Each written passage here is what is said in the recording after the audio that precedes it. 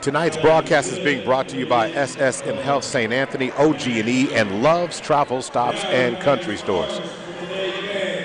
So, before the snowstorm last week, the Lady Falcons were heating up, playing with confidence. Something special always is happening here as the ladies were on a 2-game winning streak. Speaking to Coach Dava Albert shortly before the game itself, finding out that she said practice has still been intense.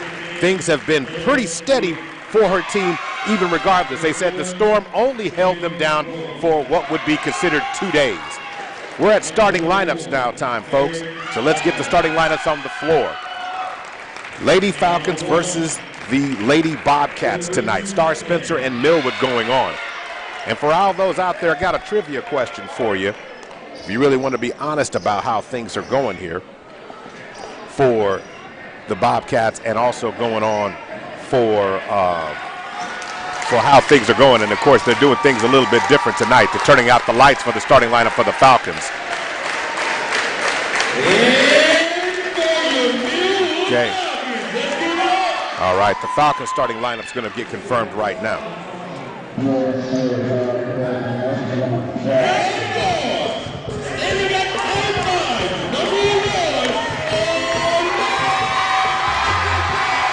Okay, and Anae Atkinson getting the start tonight.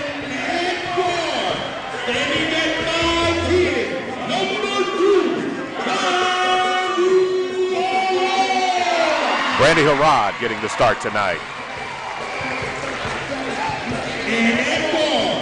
She's a senior. Number 2, Jada Van. Okay. So it's Anaya Brown getting the start as well. And another senior at ball. Number 2, standing at 5'6". Jada.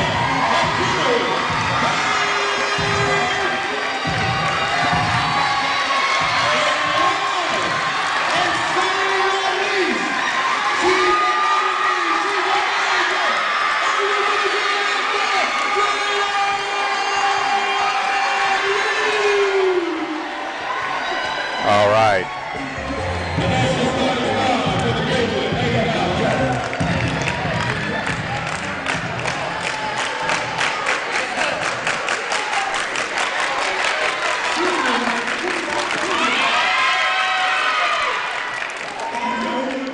All right.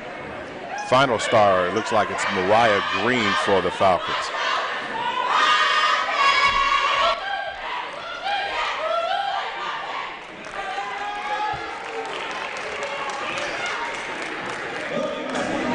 And their final starter is not Mariah, it's Jayla Lee, and she is the team manager, but she is a senior. And tonight, of course, being senior night for the Falcons, she is getting the start for tonight's contest. So it's time to get things jumped off in the center for the Lady Bobcats.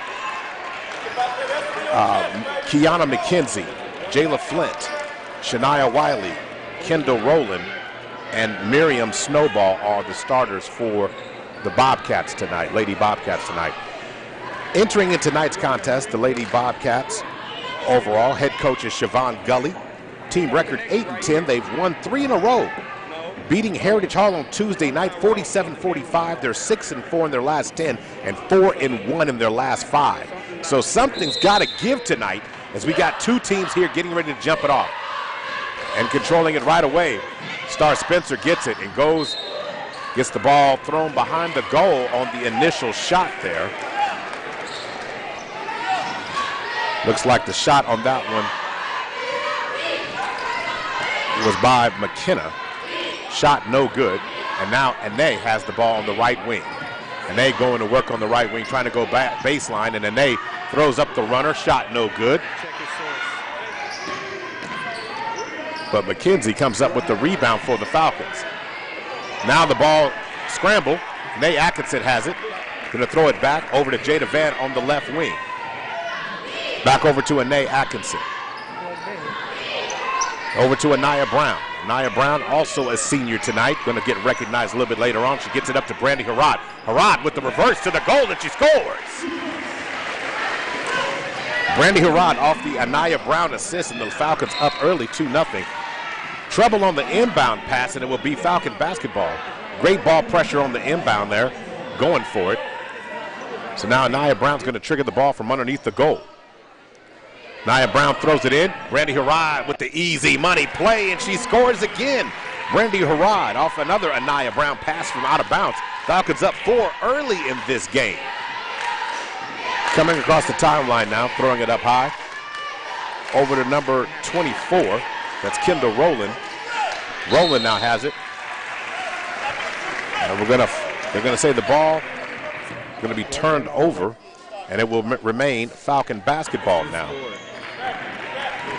So now, here comes Jada Van leading the Falcon charge. Coming over, throwing it over to Anaya Brown. Anaya Brown at the right wing. Anaya drives up top to court. Over to Jada Van in the wing. Gets it down low to Brandy Harrod, who's already hot starting off early. Brandy Harrod inside, and it's a race by Jayla Flint coming up on the Brandy Harrod miss there. And Flint standing every bit of 6 foot, 6'1". She's got good size and good mobility. She had a slow start in the game against Douglas and the Dungey Classic a couple of weeks ago that had a chance to see, but once she got rolling, she was really, really efficient on the block.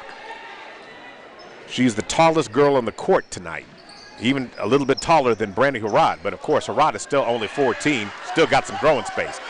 Scramble drills, the ball's turned over on the inside, ball stolen by Brandy Harrod, who comes away with the steal there. And she goes coast to coast, but she's not able to finish on that one. Rebound pulled down by Flint.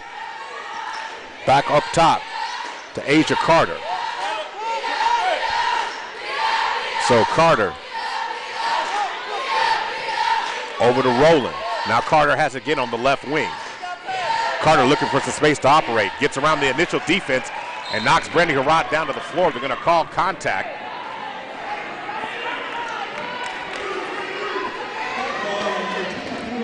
So they're going to call that foul on Asia Carter there. So Carter gets the first foul of the afternoon for the Lady Bobcats. Right now they've got more fouls than points. Substitution in the game and Imani in the game for the Lady Falcons. All right. Anae Atkinson goes, dumps it off over to Jada Van. Anaya Brown shoots for 3 from the top. Just left of the top of the key, but Jada Van comes up with the rebound there. Gets it over to Brandy Harrod, and she drains a 3 from the right wing. Brandy Harrod off to a fantastic start. 7-0. She's got all the Lady Falcons points so far. Asia Carter come across the timeline, gets it in, stolen by Anaya Brown. Anaya Brown is crafty.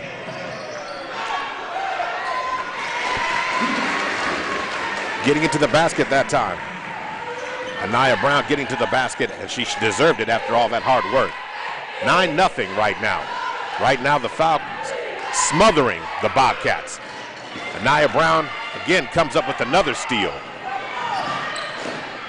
Now going to work, Anaya Brown to the basket. She cannot finish, trying to go coast to coast on that one. Rebound coming up was Asia Carter. So Carter coming across. We got substitutions coming in for the Lady Bobcats in the next possession. Coach has seen enough. Scramble on the floor, and they're going to call. Looks like they're going to say the ball's tied up. So substitutions into the game. Shayna Carson comes in the game as Rowland comes out as well. McKenna. And now coming into the game also is Waki Gumbi Tolles. And she's kind of a fill-in-the-gaps girl. She did a great job the other night playing against Douglas, just doing all the hustle work. Shot up by the Bobcats, but Tolles gets the rebound instantly on that. Is going to call a jump ball situation. Tolles gets in the game, and the first thing she does is grab a rebound. When I'm telling you, you're X factor, you want some dirty work getting done, she can do that. 9-0, Falcons on top. Imani with the shot from the corner. Her shot is no good that time. Shooting for 3. Rebound that time by Snowball. 3:59 to go in the first.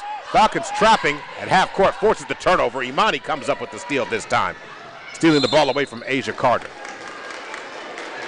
Ball's deflected out of bounds, and it will remain Lady Falcons ball.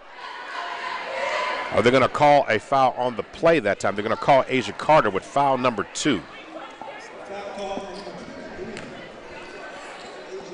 Imani to the free throw line. She's going to shoot 2 at the end of this right now.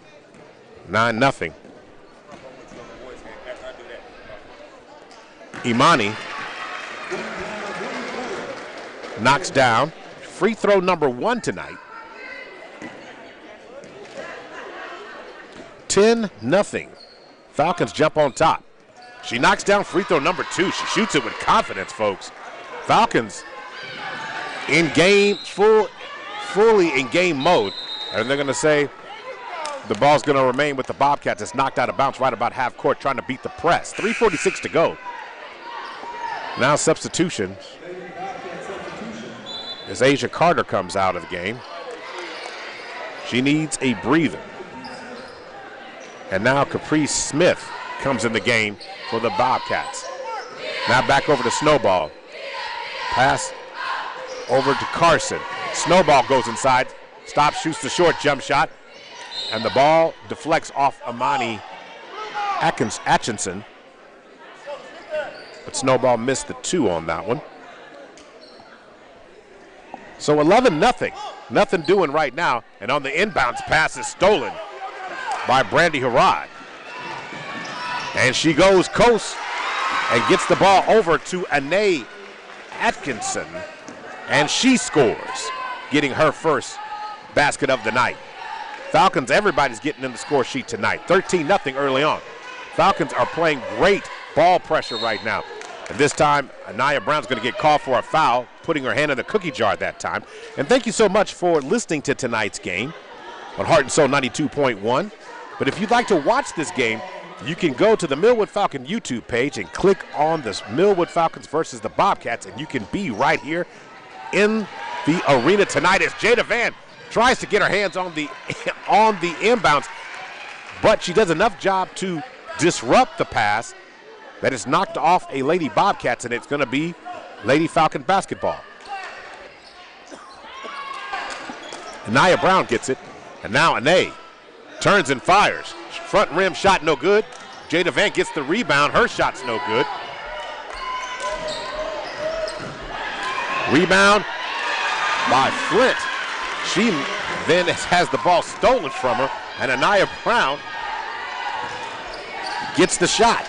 Knocks it down. 15-0 right now. Ball knocked on the ensuing possession, and the Falcons are communicating well on defense. They're playing man-to-man defense. And now substitution. So Flint comes out of the game for a breather right now. And now Gaines comes in.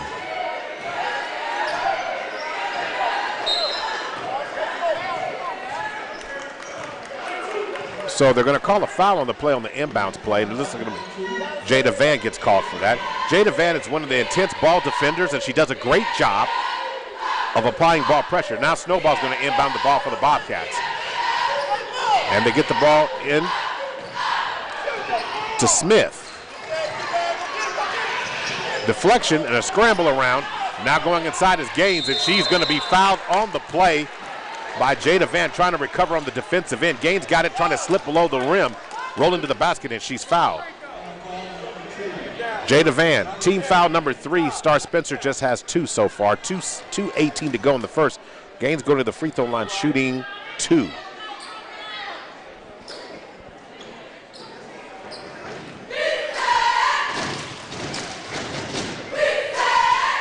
And let me correct that. That is not Gaines. That is Riley Lindley. Lindley at the free throw line. Lindley misses the first one.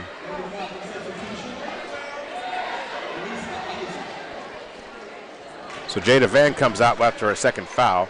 First free throw is missed by Lindley. Substitution for the Falcons now as Jada Van comes out and Alyssa Isaac is in now. Lindley with the second free throw. And it looks like they're going to call a lane violation, so it looks like Lindley's going to get one more.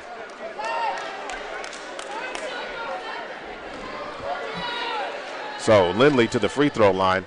She hasn't missed hasn't made any, and Star Spencer has no points on the board so far. First shot goes, or bounces around and down, and Lindley gets on the board and breaks that seal on the scoreboard tonight. But Anaya Atkinson goes coast to coast, and she fouls and she scored. And she yells emphatically after the basket. Spark plug getting to the basket. Fouled on the inbound. She ran all the way past, went coast to coast after receiving the inbound and got to the basket before anyone touched her. 17-1 is the score. And Anay fires the shot. Shot no good. Rebound coming up with the play that time. Again, Gumby Tolles. 17-1 is the score. 1:56 to go in the first. Snowball has it, gets it back over to Smith. Smith looking for some space back over. She has it at the top of the key. Pressure by Isaac. Smith goes to the basket hard, and she scores. She got a nice screen from Snowball and went right around and straight to the basket, and she scores and dropped it right on in. So nice job by Smith on that one as she scores the basket. 17-3. She's trying to make it 4 right now. And the shot is no good by Smith. Rebound on the play by Brandy Harrod. Harrod has 7 so far. Gets it to the corner, and Anaya Brown drives inside and forces it to the basket. And they're going to count the basket as Anaya Brown, the senior, drives baseline and puts it in the basket. Anaya Brown was in the corner. She drove right in and get an easy one there. 19-13 with the power game. 1:31 to go, and Anaya Brown already with 6 points. She'll tie Brandy Harrod with 7 as she drops it in. And the free throw hits the back of the backboard. It's going to be one of those nights for her. She's got 7 in the quarter. 20-3, 1:21 to go. Caprice Smith comes across the timeline, and Nate picks her up. Tolles now has it on the right wing, gets it inside. And again, Riley Lindley tries to shoot the ball. Lindley cannot score that one. Rebound, Anaya Brown. Anaya Brown gets it and throws it up court. And an easy basket as Brandy Harrod scores after the contact for Lindley, who was late on the rotation. Harrod doing a great job getting inside off the Amani Atkinson pass. 22-3. Substitutions coming in for the Falcons. Alyssa Isaac comes out, Imani Atkinson comes out, and now Amani Williams is in the game, and Jada Van returns. Harrod at the free throw line. 22-3, 1:07 to go. Back rims that free throw. Rebound on the play by Carson for the Bobcats.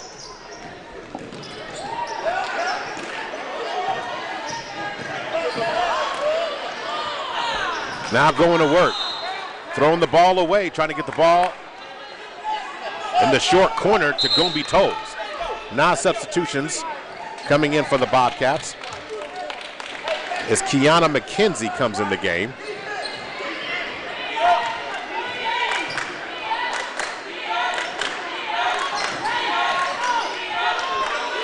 And the shot up by Amani Williams is no good.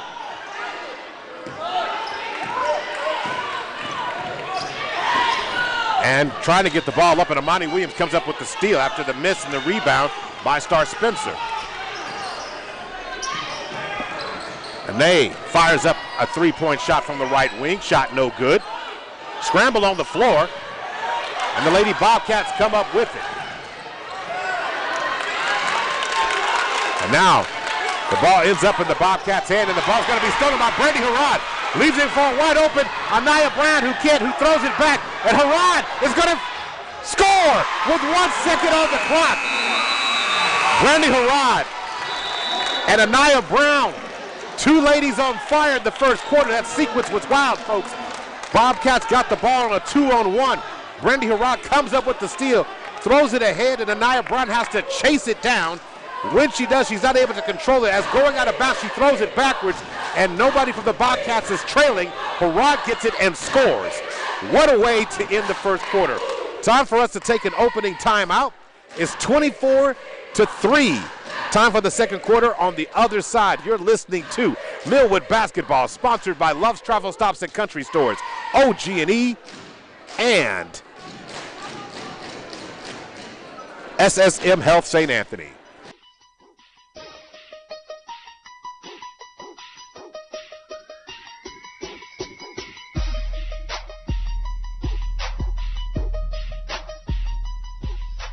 Research shows people remember radio ads that remind them of the past. So to help you remember that Liberty Mutual Insurance Company customizes your home insurance so you only pay for what you need, here's an ad that'll really take you back. Back in my day, I heard a voice from the radio say, Liberty Mutual customizes my home insurance so I only pay for what I need. I'm getting on in years now, but heavens to Betsy, there are some things an old fella like me just never forgets. Only pay for what you need at libertymutual.com. Liberty, liberty, liberty, liberty. What's happening?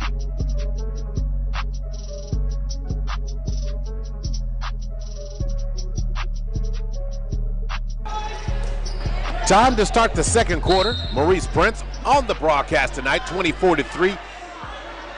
8 minutes to go in the second quarter is on the clock. The Falcons dominated in that first. Stats in just a minute.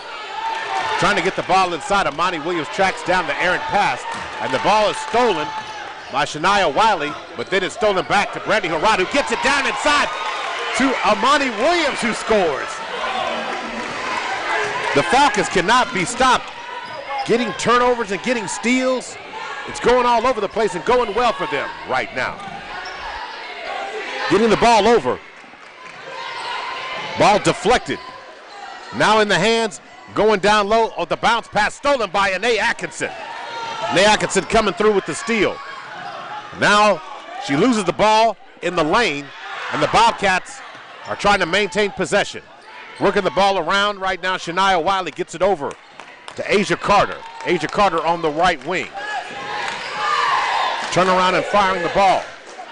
Down inside, and contact is going to be made following the basket by Caprice Smith, who scores the ball for the Bobcats.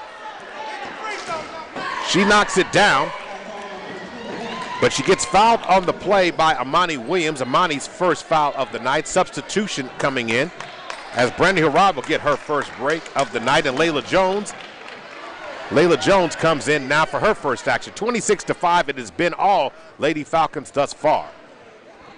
Caprice Smith at the free throw line right now. She's spinning it. And the shot is up, and it's knocked down. Smith with 5 points on the night, 26-6. Welcoming into the game the coach in the box, Coach Gary Woods. How you doing tonight, Coach? Hey, Mo, I'm doing all right. Glad to be here. Just got off the road, traveling through from Tulsa, working today. So sorry to the listeners for me being a little bit late, but I'm here, and it's time for the party to get started. Jada Van backing the ball out, 6:36 to go. Gets it over to Amani Williams. Amani Williams now has it up top. Going to get a 5-second call. She doesn't get rid of it. She finally does. Anae Atkinson has it now. Backs up to the logo, setting up. Anae with 4 points so far. Been great. She's being able to use her speed. Takes her, Caprice Smith, off the dribble, and contact is made. Smith's going to be called for the foul. Yeah, that was a really nice move by Anae. She went in with the left hand, but she kind of got stuck. You know, just need to make that decision to either shoot or drop that dime before she gets too deep. Okay, Roland Flint comes back in the game. Nicely and now Amani done. Williams gets it on the easy inbound pass. Yep. Nice job. You know, her game has really been coming along since she's been getting more minutes. Again, another outstanding freshman young player for the Lady Falcons. All right, into the corner now to Shania Wiley, and Shania Wiley throws up a three-point shot. She knocks it down. 28-9. That was a good look by Wiley. Over to Amani Williams with a beautiful bounce pass inside to Layla Jones. She can't finish, but Amani Williams gets the rebound, and she gets another one. And now that one's absorbed by Jayla Flint. And contact's going to be made by Amani Williams, getting a little bit too excited on the play that time. You know, that was a great hustle by both players. You know, Amani Williams was there, spot on for the rebound, got her own rebound, and then, of course, you know, the player Williams, she she's long, Mo. I mean, she was able, Flint, yeah. Flint. She was long. She was able to get her arms up there, get a nice block, and Monty drew a little bit of a contact. Wasn't too firm, but turns into an opportunity for a 1-and-1 for the Lady Bobcats. And Nay comes out. Brandy Harrod comes back into the game now. So Flint raises up for her first shot. Shot no good by Flint. Yeah, strong Turning rebound it over by 1-and-1 as the Falcons had 17 fouls. Rebound coming down on that play by Harrod. And Harrod with the floater. Hard off the glass that time. No good on that one. Coming down with it is Asia Carter. Now back over to Wiley. Wiley breaks down Jada Vanna, goes in, stops and pops.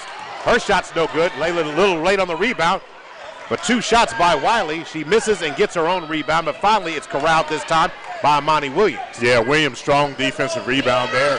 I love the way she chested the basketball, got her elbows out, and cleared space around her. Buck over to Jada Van. Jada Van coming across, looking for some space to operate, gets it down inside, and Imani can't maintain possession. She's going to touch the line. Yeah, Jada Van was coming in as if she was driving, and then she lifted it up with her right hand, floated that ball. Little long for Williams. She had to try to catch it over her back shoulder, and she was able, she just couldn't handle it. Now going to work now. Short shot on that play. Going to end up getting knocked down. Yeah, Flint on the rebound was there. She was able to get that loose ball, put it back up. Again, it's important to block out.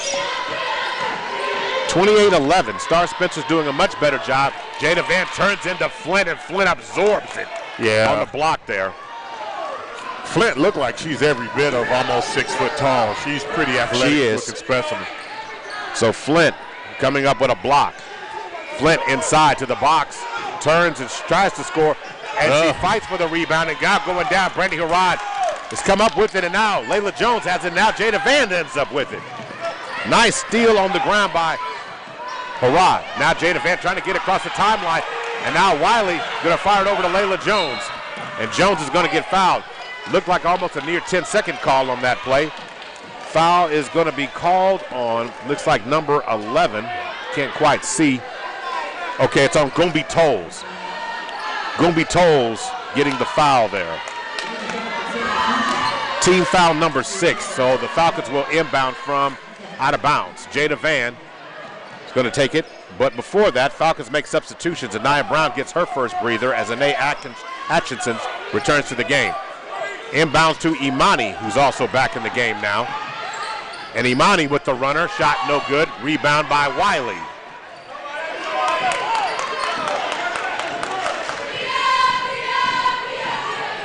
So Imani Atkinson is back in for Imani Williams. Back over, Asia, the good block. They're going to say Layla Jones got her. Yeah, they said they bodied up a little bit because I'm telling you, Mo, clearly her hand was on the ball, but I guess it's body contact. So Asia Carter going to the free throw line, 28-11, 3:22 to go in the first. So dribbling at the box is Asia Carter, and Carter knocks down the first one.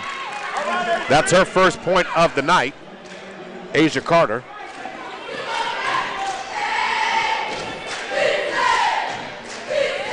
Dribbling at the line, 3:22 on the go, 28-12. She spins it and she shoots it. Shot is no good from the free throw line that time. Rebound pulled down by Imani Atkinson. All right, and Nay gonna have the shot sit on a nice block again. And Wiley turns and fires and scores. Yeah, wow. Shania Wiley scores that basket, and that was all about Jayla Flint, whose block is basically started the break. Yes, it did. I mean, you're talking about physical activity there. She's showing a lot of athleticism, going up with her left hand and really getting a nice block on that play. In the Dungey Classic, Jayla Flint started really slow. She got going in the second half of that game, but in this game, she's letting her defense set up her offense. She only has 2 points so far tonight, but she has been an eraser, and she's allowed the Bobcats to claw their way to bringing it. It's 28-14. It's a 14-point deficit, but the Falcons led us by as much by 20 early on in this. As Brandy Harrod knocks down free throw number 1, Layla Jones comes out, and Anaya Brown returns. Well, you know, Mo, it doesn't matter who you play. There's just certain fundamental things in basketball. Rebounding, playing good defense, only allowing, you know, the opposing team to get one shot. You do that, you know, Harrod misses free throw number 2. You can claw your way back into any game. So now going to work. The ball deflects off Miriam Snowball, who's back in the game. Yep. Snowball just drew a foul as well. Snowball was a transfer to Star Spencer from Millwood. She played here, so it's good to see her getting some playing time over at Star Spencer High School. Riley Lindley returns to the game as well. Smith is still in the game. And looks like Gumby Tolles, Lindley's going to come back as well. Shania Wiley remains in the game. Gumby Tolles comes out. Brandy Rogers shot the first free throw, missing the first half of the one-on-one. Of the two-shot foul, excuse me. She rims out the second one as well. They're going to call a foul on that play that time Yeah. by Imani Atchison on that play. She was a little bit over the back. So now, Mo, we're looking at, you know, team fouls, 9 for Millwood, 8 for Star Spencer Lady Bobcats. So the 18 fouls to 9, both teams are in the bonus as it is right now. So Snowball at the free throw line.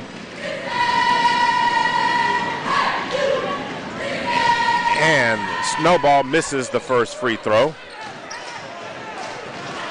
Rebound on that play by Harrod, who leads the break. Anaya Brown gets it and then gives it back to Harrod, and Anaya's halfway up the court. She knew it was golden. Yep. When Nice she dropped play. that pass in there. Yeah, assist by Nana Brown to Brandy Harrod. Ball over to Snowball. Snowball shoots the nice long-range 2-point shot. Wow. She had 3 3-point shots against Douglas. Anaya Brown turns and tries to answer. She's knocked to the floor that time.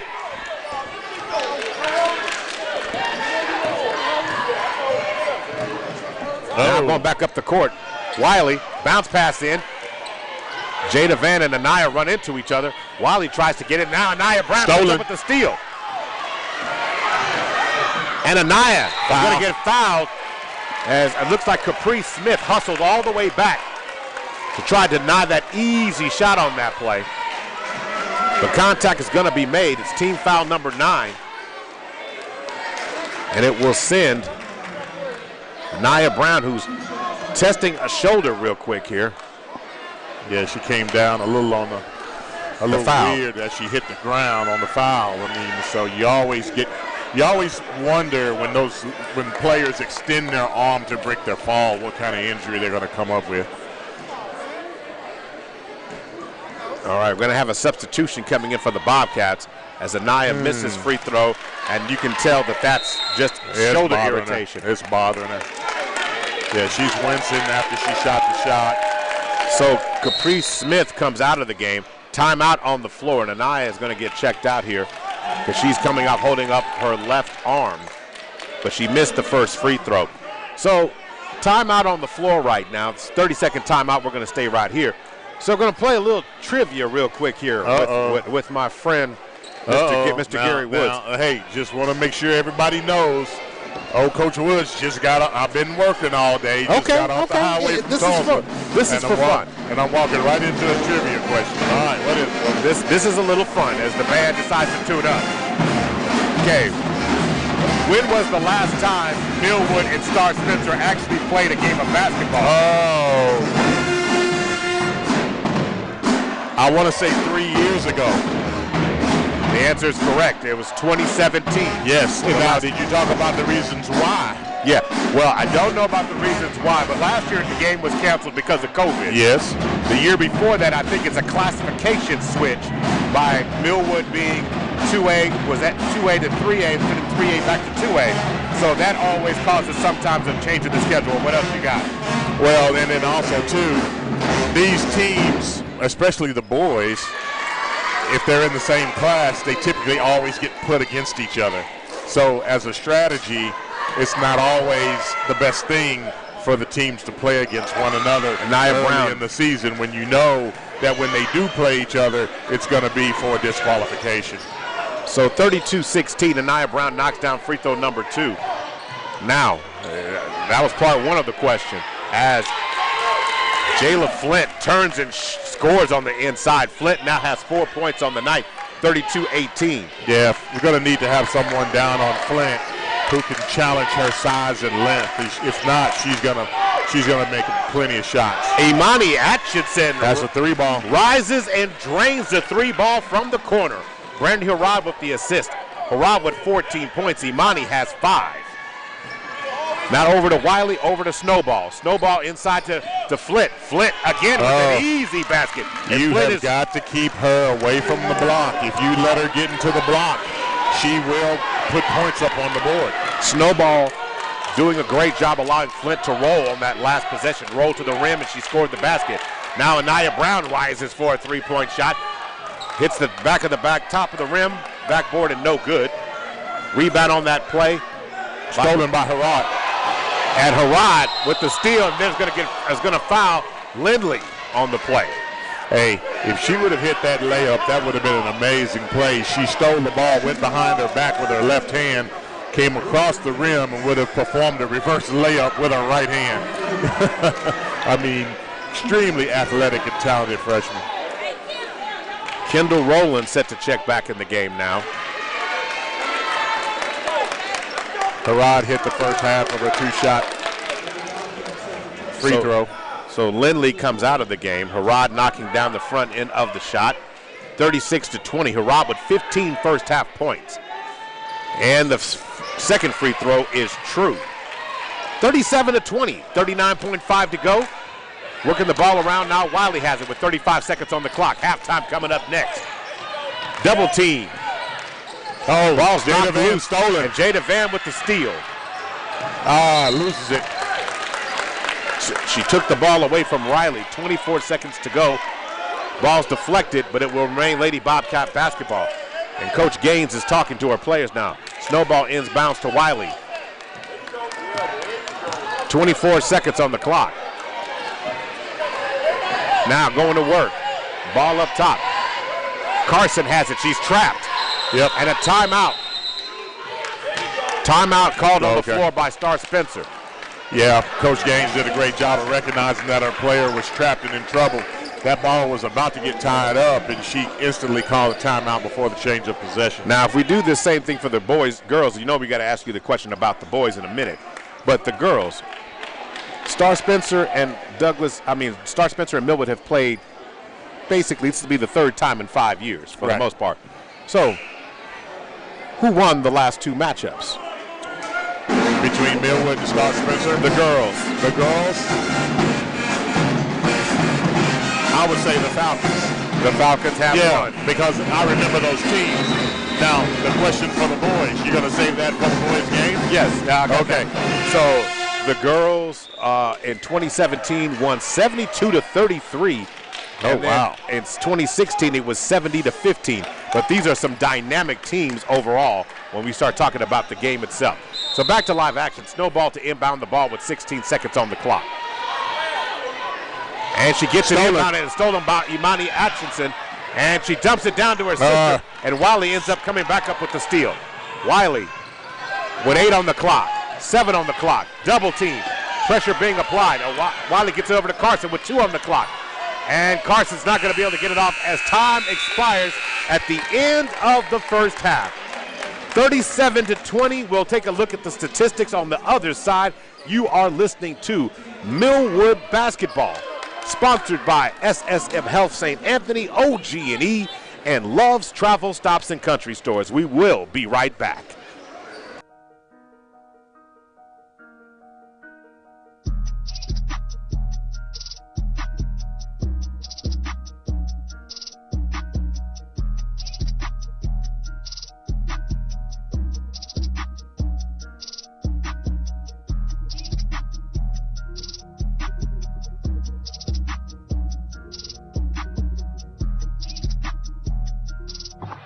Listening to Millwood Basketball on Heart and Soul 92.1 and 1140.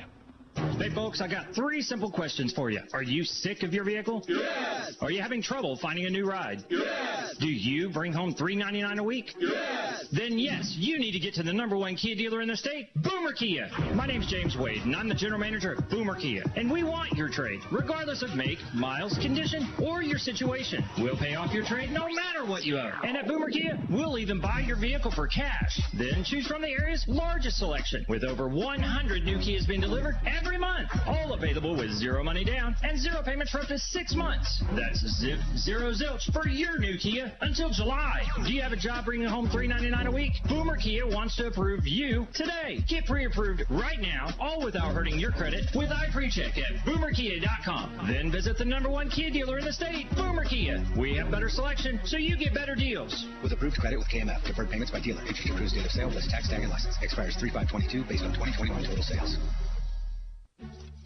Jerry and Larry's family auto shop needed a small business loan fast so they could hire more help. Jerry suggested OnDeck.com, but instead Larry called Loan Cannon, launch the cash! Oh yeah! Oh no. Oh, right in the fender. Stop! Loan Cannon, why?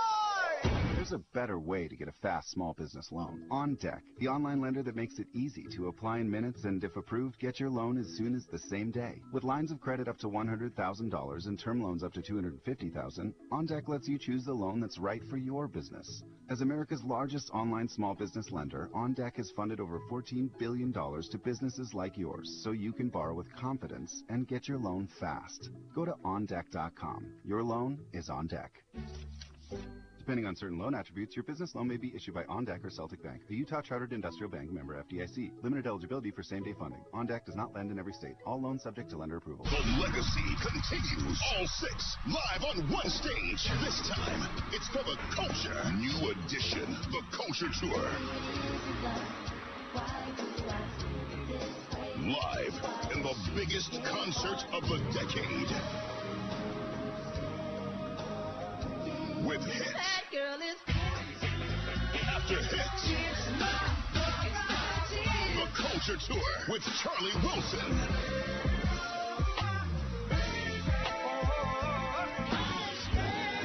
It's a non-stop hit fest. And special guest, it's the reunion of Jodeci. The Culture Tour, new edition, Charlie Wilson, and special guest, Jodeci. Sunday, March 27th at Paycom Center. Tickets available at Ticketmaster.com. Brought to you by the Black Promoters Collective. Welcome to Allstate, where saving on your auto insurance is kind of like a joyride. You, your car, and an open road. Maybe your best friend, too. The music is chill, and so is the traffic. You and your friend both look over at each other, and then he puts his head back out the window. Allstate. Here, better protection costs a whole lot less. You're in good hands with Allstate. Click, call, or visit allstate.com to save today. Allstate and affiliates offer products and services subject to availability, terms, and conditions. Congratulations to the Loves Travel Stops and Country Stores Student of the Month, Michaela Hammonds, a graduating senior from Cristo Rey High School of Oklahoma City. Michaela Hammonds will receive a cool fun pack and now qualifies for Student of the Year and the $10,000 scholarship. Congratulations to Michaela Hammonds of Cristo Rey High School of Oklahoma City for being selected the Loves Travel Stops and Country Stores Student of the Month. Chuck McDowell, founder of Wesley Financial Group, talks about timeshare cancellation. If I could help everybody that has been lied to when buying a timeshare, I would. But the honest truth is, I can't. And those that are telling you that they can without knowing the specifics of your timeshare, well, they're lying too. But if you were misled when buying a timeshare, if you were told your timeshare was a great investment, or your maintenance fees would never go up, I might be able to help. 10 years ago, I was sued for millions of dollars by a timeshare giant in federal court with everything to lose. My home, my money, my kids' future. But I fought. I won because I fought for what was right, helping folks that have been lied to cancel their timeshare. Unfortunately, we can't help everyone, but I guarantee you if we take you as a client, we will cancel your timeshare contract or you'll pay nothing. Call Wesley now for your free information kit. 800-895-1414. 800-895-1414. 800-895-1414. You're listening to Millwood Basketball on Heart and Soul 92.1 and 1140.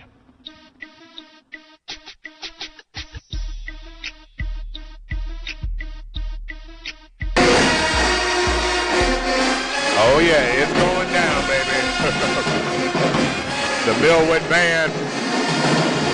And you know what?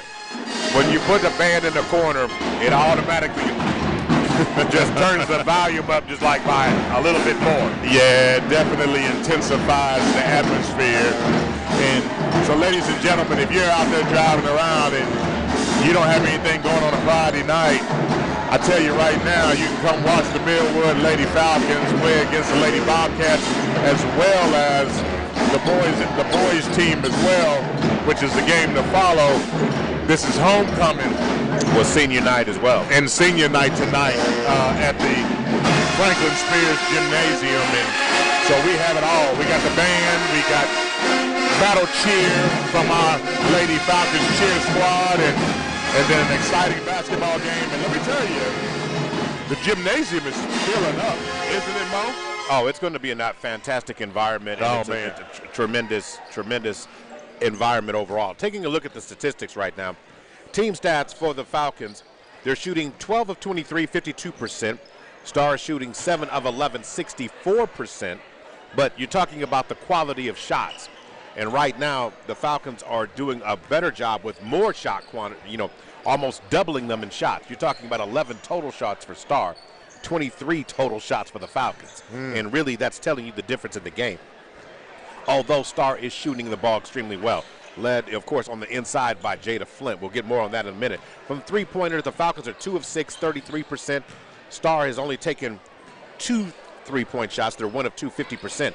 But the stat of the first half is 10 steals by the Falcons, 8 turnovers by the Bobcats. In the rebounding category, Star is out rebounding the Falcons by +1, 11 to 12. And the Falcons are +3 in the assist category, 9 to 6. So looking at the team stats, Gary, and then when I tell you the first quarter, the Falcons outscored the Bobcats 24 to 3. But in the second quarter, the Bobcats outscored the Falcons 17 to 13. You could see as Star got more into the game, they played a little bit more team ball, got the ball handlers in the correct spots, and then started getting easier shots toward it as the Falcon intensity pulled up. When you're up 24 to 3, you're up 8 times more than your opponent. You tend to pull up on the defensive side, and you don't go all the way through. Yeah, you're right. But let me say this though about the Lady Bobcats. That second quarter was some good basketball on their part. I mean, they actually got themselves in a rhythm. They tried to limit the Lady Falcons' shots to 1 shot per possession. And then, they came back with some aggressive rebounding, on the part of Flint. She's been taking shots within range. She's been aggressively following her shot and getting second chances because she's able to get offensive rebounds. And then defensively, she's been ringing the bell by, providing what? Just in the second quarter alone, 2 block shots. And I'm talking about some big-time block shots. And then she's going to work down in the low post. She gets that ball within 3-4 foot of the basket. It's money. Yeah. Now, you were talking about the Bobcats, of course, had 12 first-half rebounds. How about she's got 5 of them, nearly half of their rebounds. Yeah, she's playing very, very aggressively and close to around the rim. Now, looking at the box scores right now, Anae Atkinson has 4 first-half points. Brandy Harrod has 16 first-half points, 4 assists, 3 rebounds, and 4 steals. What a stat line from her. Imani Atkinson has 5 points, 1 assist, 1 rebound overall, and 1 steal. Then Amani Williams, 4 points, 3 rebounds overall in the night itself. And then Anaya Brown, what a night she's having, the senior, on senior night. 8 points, 4 assists, 2 rebounds and 3 steals, Gary. That's kind of looking at her. Layla Jones has at least got 1 block in that. Oh, and I forgot. On that side of it, Brandy Harrod has 1 block as well. Yeah. This Lady Falcons team, number one, they go as both, Brandy Harrod and Nana Brown goes, but then you can't overlook the contributions of a Jada Van. And I want to take, some time to talk a little bit about Jada Van in terms of what she does in the way of steals, ball pressures, which was very, very beneficial in the initial part of the game. And so that's something she's going to need to continue to contribute. The reason why I highlight her is because, as you can recall, I was pretty critical of her this time last year, but she's definitely grown and matured and has become a leader on this team. We definitely miss her when she's not here.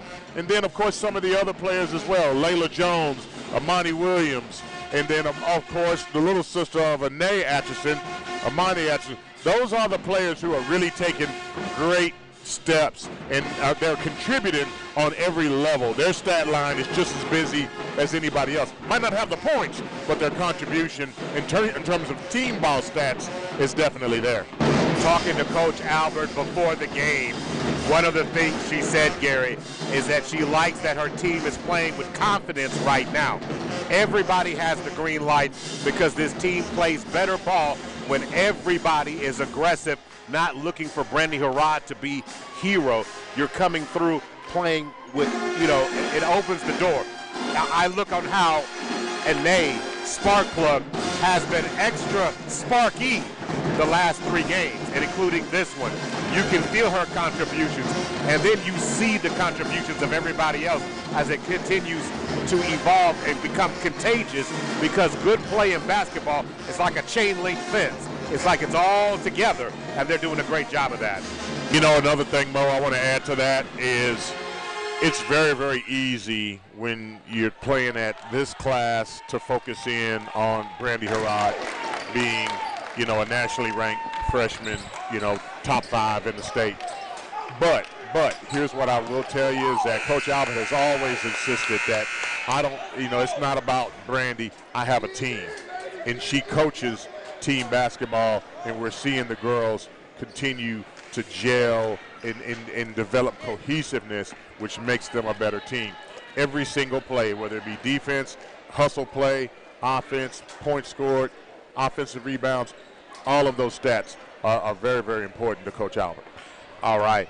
Now looks like starting the second half of this game for the Falcons, Harrod, Jada Van, Anae Atchison, Imani Atchison, and also Anaya Brown are your starters. Now going to work, driving baseline goes Brandy Harrod, who hits it with the Euro and scores. Yeah, she blew right by Flint. I thought that was a bad matchup when they're trying to match height for height.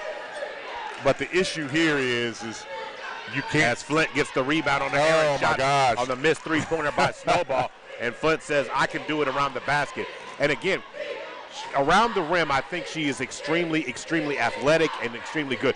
You bring her out on the floor, it's a little bit of a no-man's land, and Brandy Harrod can take her off the dribble at any point. Now Anae goes to the basket and scores. She finds an empty lane and goes right down Main Street and scores. With the left hand. 6 points, 41-22, 7:11 to go in the third. Shania Williams over to Asia Carter. Carter drives baseline, swings it over. Ball's deflected, and it ends up in the hands by Anae Atkinson, who comes up with the steal there. Now going to work. Loose ball. Loose ball ends up in the hands of Jada Van. Jada Van fires it over to Anae in the short corner. Anae ball fakes, kicks it over to Anaya Brown, who steps into a 3-point shot at the top of the key. Shot no good. Rebound Brandy Harrod. And now Anaya Brown back over to Jada Van in the left corner. Jada Van fires it to a cutting Anae Atchison, who is fouled going to the basket on the play. Yeah, it looked like that foul's going to be called on Miriam Snowball. She kind of got a little heavy-handed on her attempt to alter the shot of Anae. And Anae goes to the free throw line for the first time tonight. Well, the second time tonight. She got a 3-point play earlier. First basket of the second half. She misses. Interested in looking at those free throw stats. Throw. I'm seeing a lot of misses, from the second quarter. And so that's, again, an area of focus that the Lady Falcons have to continue to settle in on, because that's going to be important as you get down the road. Snowball checks out of the game. And as far as the Falcons tonight, they are 7 of 13 from the free throw line as it stands right now. Just above 50%. And then the second one was didn't misses even that one, goes out of bounds. Snowball checks out. And it looks like Asia Carter is also back in the game as well. Or should I say, no, it's not Asia Carter. It's not Wiley. Whoa. As Wiley drains the three. Wow. I mean, that was a beautiful shot. She squared up, let it go. Nothing but net.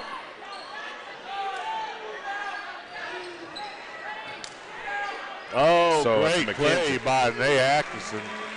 She basically got the long rebound from the shot from Nana Brown and went in and shot the floater and added 2 more points to her stat line. Yes, and Nay now has 8 on the night. Into the corner, passes deflected by Brittany Harrod, out of bounds in the corner. 5:49 to go in the third. Maurice Prince and Gary Woods on the block tonight. Bringing you the call from Franklin Spears Court here on the campus of Millwood High School. Millwood and Star Spencer tonight. Jayla Flint gets the inbound, bounce pass to Wiley. Wiley to the basket. She cannot score. Rebound by Harrod. Harrod gets it over to Jada Van, who stops and pops. Her shot does not fall. Rebound that time by Capri Smith. That was a good look by Jada Van. She is just rimmed out. Carter, contact is made and rolls around and down as she steps around Imani Atchison and scores. Good shot by Carter. Good strong shot. 43-28, 5:23 to go. Back up top to Jada Van, who fires across court. Imani on the left wing to the corner to Harrod. Imani steps into a three from the left wing. Shot no good. Rebound that time by Kiana McKenzie, but she throws an errant pass and it's stolen by the Falcons. Now Wiley gets it over to Capri Smith. Capri Smith 1-on-4. She steps back with a three-point shot. Shot no good. Rebound Harrod. Not the best decision on that play. And she goes coast to coast on the left side, lays it up nicely. Harrod going coast to coast. That's the 4th time tonight she's done that. Wow. 20 points for Harrod on the night. So far in the quarter, Falcons and Bobcats 8-7 right now. 8 points by the Falcons, 7 points by the Bobcats. Another three-point shot by Wiley. Good look by Wiley, rims out. So 45-28. Over to Ane, who stops just inside the three-point line. Her deep two-point shot is no good. But rebound in the corner there by Harrod. Inside to Ane. Jada Van steps into it. A long two-point shot, no good. But Anaya Brown gets the rebound. She can't knock it down. And this time, Flint on the other side. Oh, wow, runner. And now going to work. Shania Wiley hitting an easy basket on the other end. Off the assist. Off the long pass, and it's now a 15-point game. And Anaya Brown with the power game into the inside. She's knocked to the floor. Foul's going to be called on Asia Carter. Team foul number 2, but that was going to put Anaya Brown on the free throw line. Anaya has 8 on the night. And, this is a great time to bring this up, Gary. I mean, when it comes to Millwood, one of the things you can always say is legacy families or building block families in this program. And when you see senior night, it just became a moment as Anaya Brown knocks down the free throw, a little bit of nostalgia coming through. When you start talking about Talia and Tamaya Grambling, then you got Araya, then Anaya, who's now her senior. Araya graduated last year. Anaya knocks down free throw number 2. Substitutions coming in the game as Amani Williams comes in the game for Ane Atchison. And now with this freshman group, we're starting to see, another group of players and kids who came from players that I coached 10, 15 years ago. Shania Wiley fires up another three-pointer from the left wing. Jada Flint. Oh, my goodness, she is so strong. I mean, that young lady, Flint, she's definitely going to be getting her some college offers if she doesn't have any already. Yeah, she's a good player. Timeout on the floor here by Coach Albert. And we were talking about Sincere Harrod and Brandy Harrod. Yep, the Harrod sisters, the Brown sisters. I mean, and then Sincere is playing up at Barton, Barton County right now, and you got Araya Brown. She's at Friends playing.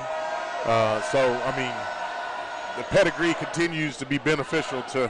And then you get a combination that we get to see grow up for a few years with Imani and Ane and Imani. Yep, the sisters. You're talking about the sisters. One's a grade above. Yep. So you got them for another 3 years, and it just continues the same legacy walk that we see all too often that Millwood always seems to play. Their families went here, and it's still something that's part of that, and it's nice to have that. And it's not as common as people think in schools. It doesn't happen. Normally, families uproot, leave, go to different areas, and their legacies don't get to play. Or you'll say so-and-so played at John, at one area. And Oklahoma City Schools is full of them, from Douglas to John Marshall, and of course Star Spencer. But there's a lot of movement. But Millwood seems to have that connection. I say legacy because it doesn't just happen over a 2-3 year span. The timeouts on the floor, folks. And it goes over generations. Yeah, and let me say this. I mean, that only happens when things are going well within the school, holistically. There was a time where we had Millwood alumni who would leave, because things, had changed. But now we're starting to see all of that come back. So a lot of the kids that you're seeing coming through the school now, Mo, they're from multiple generations of kids or patrons who were here at Millwood, some 30, some of them even 40 years ago. In fact, we're getting ready this May to celebrate our 50th anniversary as a high school. Amani Williams can't get the bunny, but Brandy Harrod ends up getting the rebound, and then she scores. And one. Great hustle by Brandy Harrod getting that loose rebound on the floor there. I mean, Mo, I can't help but to look at this Lady Falcons basketball team, and I'm seeing the Atkinson sisters. I'm looking at Harrod. I'm looking at Williams. I'm looking at some of the young talent that I know is coming up through the middle school, like, the Walters, and some of the others that are on that middle school team. This is a state championship caliber team in the future, and it's not too far off. Right now you got a bunch of freshmen, and they got to learn when they get to that stage how it's different, but it will turn into, at least by their junior and senior year, a state championship, really good state championship caliber team. Okay, there was confusion at the scores table. Is Ryan Lindley, who got called with the foul, and I know what the problem was. Her number is 12, and then Shania Wiley's number is 21. So if you looked at that the wrong angle and the officials aren't giving it to you, the foul could be credited to the wrong person, as Brandy Harrod missed free throw number 1. Yep. Well, like I said, the referees officially stopped play after the first free throw attempt because Coach Albert and the refs are kind of having words at the scores table. So, and now the officials are talking because, again, it's just another thing. It's 12 and 21. Yep. So if you put the 2 and the 1 on one side, it changes all the complexity on that. So now, Brandy Harrod missed the free throw. So that is also the discussion. The officials got caught up on what's going on. So here it is. It's 49-32. It is officially a 17-point lead for the Falcons, and here comes Caprice Smith. Smith's going to throw across court over to Wiley, and then inside to Gumby Toles, who's come in the game. And now fouled on the play by Brandy Harrod that time. Harrod picking up a foul. First team foul of the second half. First team foul of the second half for Millwood. And now Jayla Flint to the free throw line. Yeah, Flint got the ball down low post, put it up off the glass, followed her shot. That's something that I hope that when they look at this game film, that they actually see how many times as Flint makes the first half of her two shots, that they talk through the importance of aggressive rebounding, particularly offensive rebounding. Yeah, absolutely. Because Flint is absolutely eating them up down in the low block. Flint knocks down her second free throws back-to-back in and getting it done. And a foul's going to be called on the play there.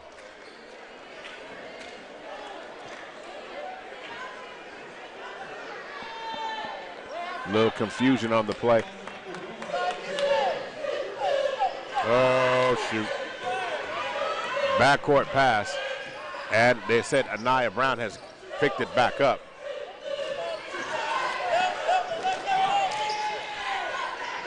Too strong, good rebound. That should have been a foul. So officials here letting things go just a little bit here as Jayla Flint comes up with another rebound on the night.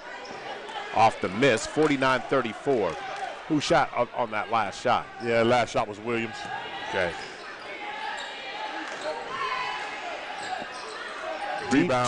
Deep shot by Caprice Smith, and she misses that one. Rebound by Nana Brown. Nia Brown coming up with the rebound. Yeah. So now Brandy Hirata on the left wing drives to the box.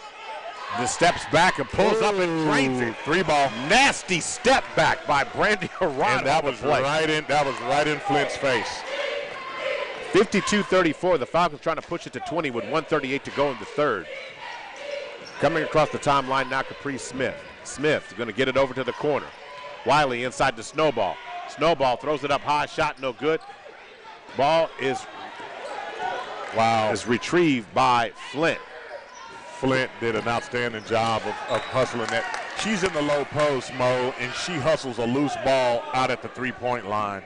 You know, she just has a nose for the ball. So now, ball's deflected and it ends up being Star Spencer ball. Inside to Flint. And the ball's going to be stolen on the inbound play by Imani Atchison. So now, Anaya Brown drying Caprice Smith. And Anaya drives inside and contact is made and they're going to call it for traveling. Wow. 52-34. 1:04 to go. 1:03 on the clock. 52-34. So across the timeline now, Caprice Smith, and a timeout's going to be called by the Lady Bobcats. It looks like it's going to be a full timeout, and we will take one here as well. You're listening to Millwood Falcon Basketball, brought to you by Love's Travel Stops and Country Stores, SSM Health St. Anthony, and OG&E. We will be right back.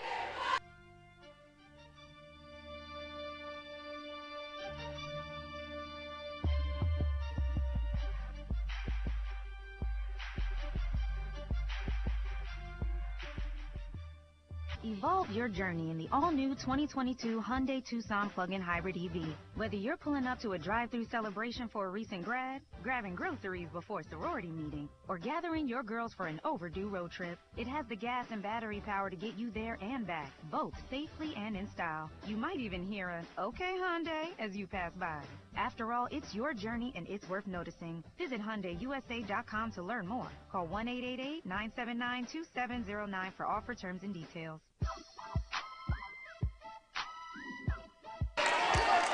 Back to live action. You're listening to Millwood Basketball. Millwood Falcons taking on the Lady Bobcats.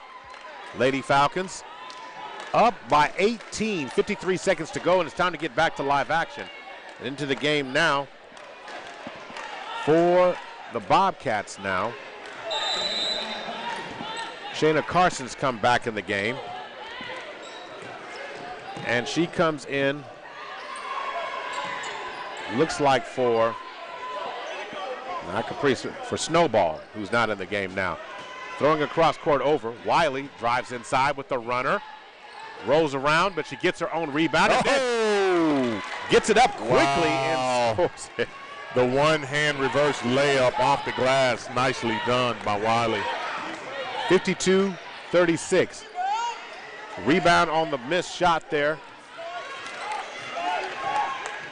Carson comes up with it. Fires inside to Flint. Flint backs up. Double team now. Gets it over to Wiley. Wiley throws it back up top. Stolen by Harrod. Harrod coming up with the steal on that play. Nicely done. Crosses over, goes right down the middle of the lane with the left hand. She drives down Main Street. She knows how to do that as time expires at the end of the third quarter. On the night itself, it is 54-36. The fourth is coming up next. Don't go anywhere. You're listening to Millwood Falcon Basketball, sponsored by OG&E, SSM Health, St. Anthony, and Love's Travel Stops at Country Stores.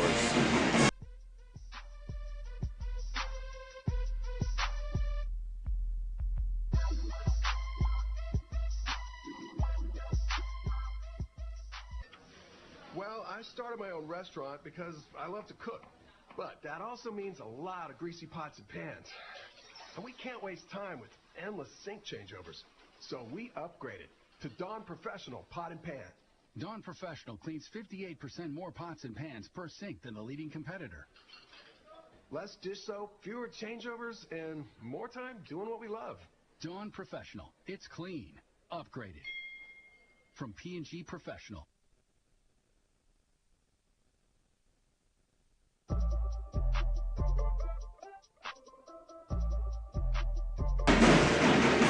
And it's time to start the fourth.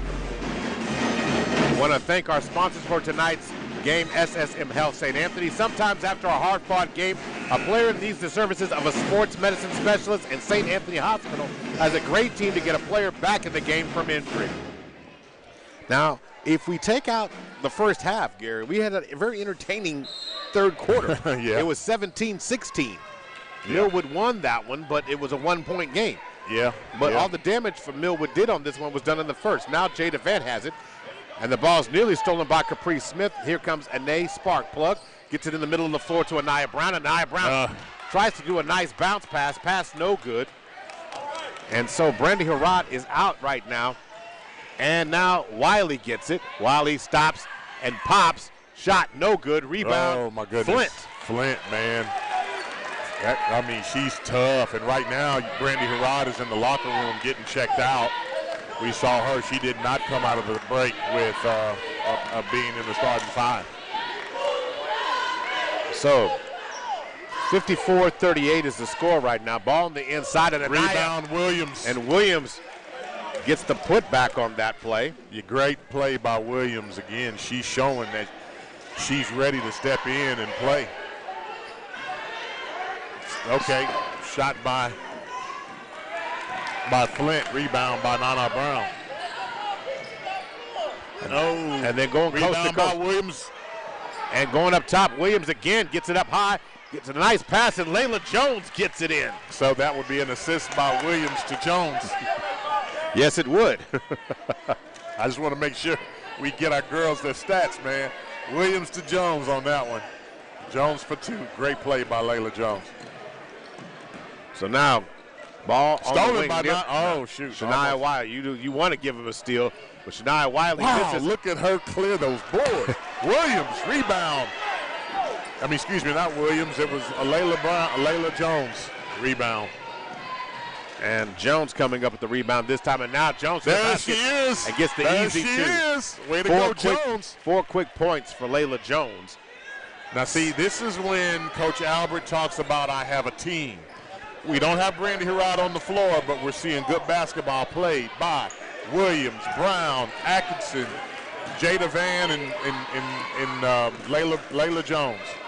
Capri Smith gets it over to Carson. Carson over to Smith. Smith on the block gets it down low to a beautiful bounce pass to Flint, who could not finish.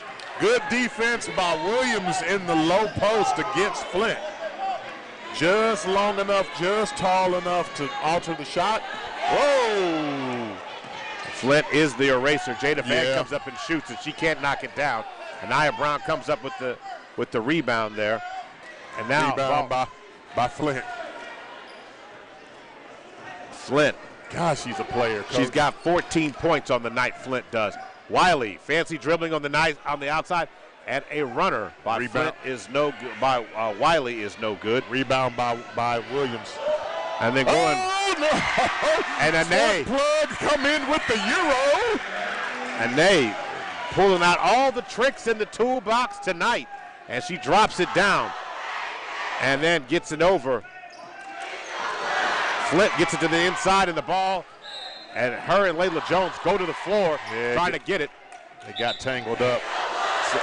So we're seeing that Flint's ball handling skills away from the basket is not as strong as her ability to clear the boards. So it looks like the Falcons got to get somebody off the floor right now. There's too many players on the floor. So Jada Van now checks out. Isaac step in. And it looks like now we've got 5. Trying to see who else also came out. Looks like Anaya Brown's night is over. So Rachel Coleman getting some action tonight. Now Layla Jones has it on the right wing in the middle of the floor to Anae Atchison.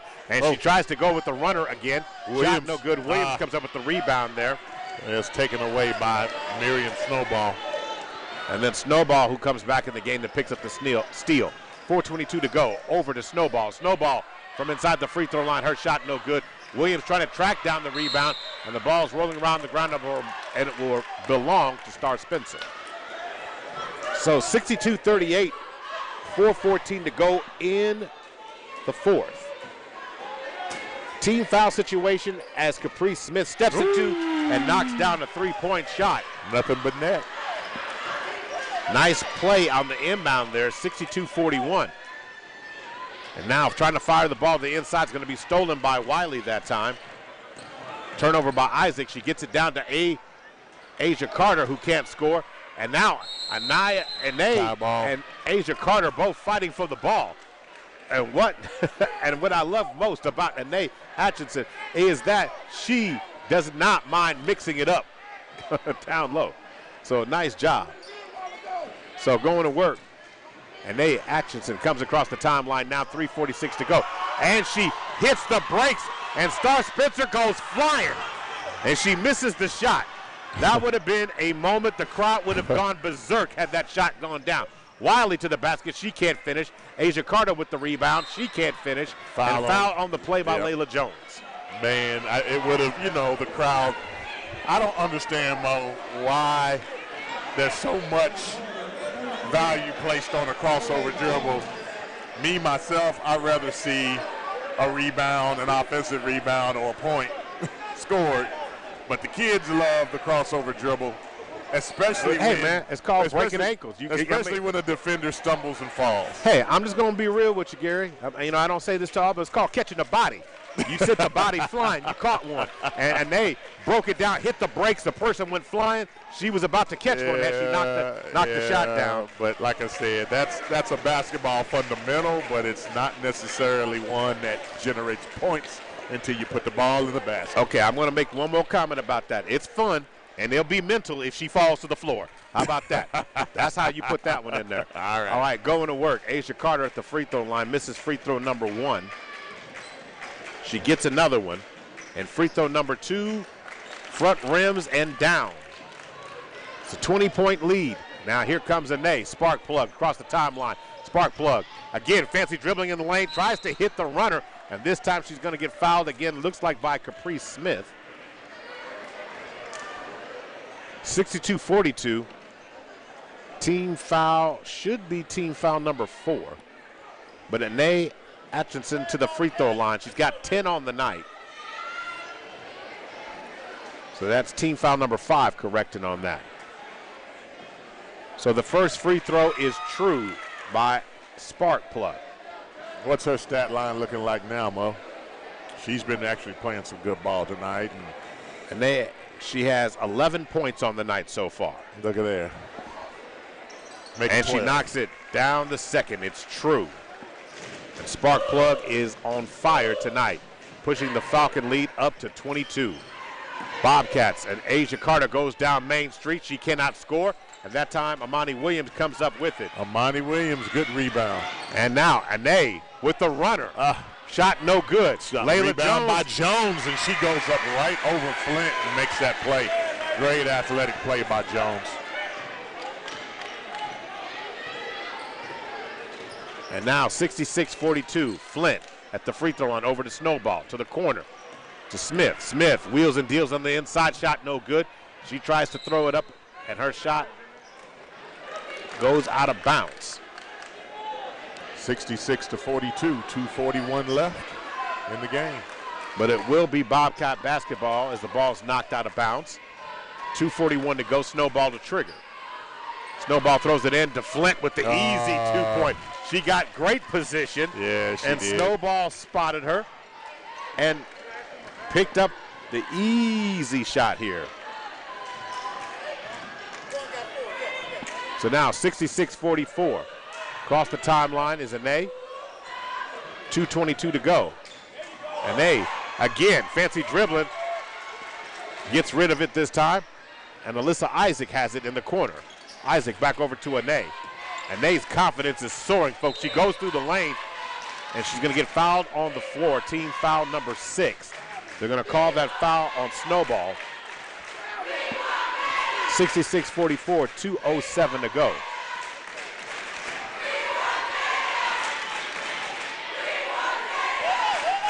Ball inbounded to Layla Jones on the play. She can't knock down the Rebound shot. by Williams. But Good Williams comes play. up with it. Williams. I'm telling you, man, Williams is, she's really, really stepping up. Big time. So getting the ball back in. Here comes Snowball. Ball's knocked away. So now the trainer for the Falcons, the senior trainer, number 15 comes in the game. And Anaya Brown's back in the game as well. Okay, we got to figure out who's coming out. Okay, we got 5 now. So Rachel Coleman and Alyssa Isaac comes out, and Anaya Brown's back in. And now 68-44. Anaya Brown gets it over, and a 3-point shot. Oh, that was strong. Williams on the rebound. And then she's knocked to the ground by Asia Carter. I mean, I think she's going to take all the last shots, Mo. They want the trainer to knock one down. Yeah. They do. Yeah. The team trainer is number 15's on the floor, folks. They're like, give her the ball and tell her to shoot the ball. So Jada Van, Layla Jones, and Anaya Brown are plotting over here. Asia Carter has fouled out on the night. She checks out of the game. And now looks like Carson is back in for the Bobcats. So now Amani Williams going to shoot the free throw. She was knocked to the ground. She gets her own rebound on the front of the one-on-one.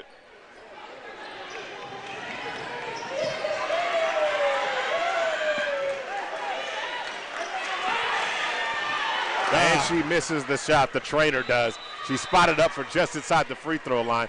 Hold on just a quick second. All right. So now trying to get that done. Ball goes out of bounds. So now Shania Wiley comes across the timeline being picked up by the trainer with 1:12 to go. So the ball's off her leg and it's going to get back. So the manager's name is Jada Lee. Jada Lee. Yes.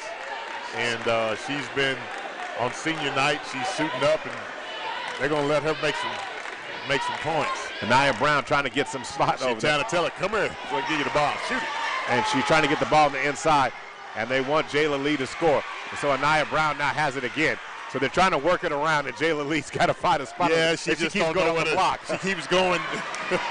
And so now she has it. They're not going to let her shoot the ball. So Anaya Brown has it. The team wants her. Everybody in the audience wants Jayla Lee to score. She's got to run around on the pick. Now Jada Van has it over to Lee. No, you don't want to have her shoot the ball And now she's fouled. So she gets Flint.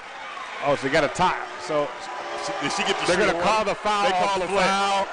They're going to let her. They're going to call a foul on Lee. The team foul number.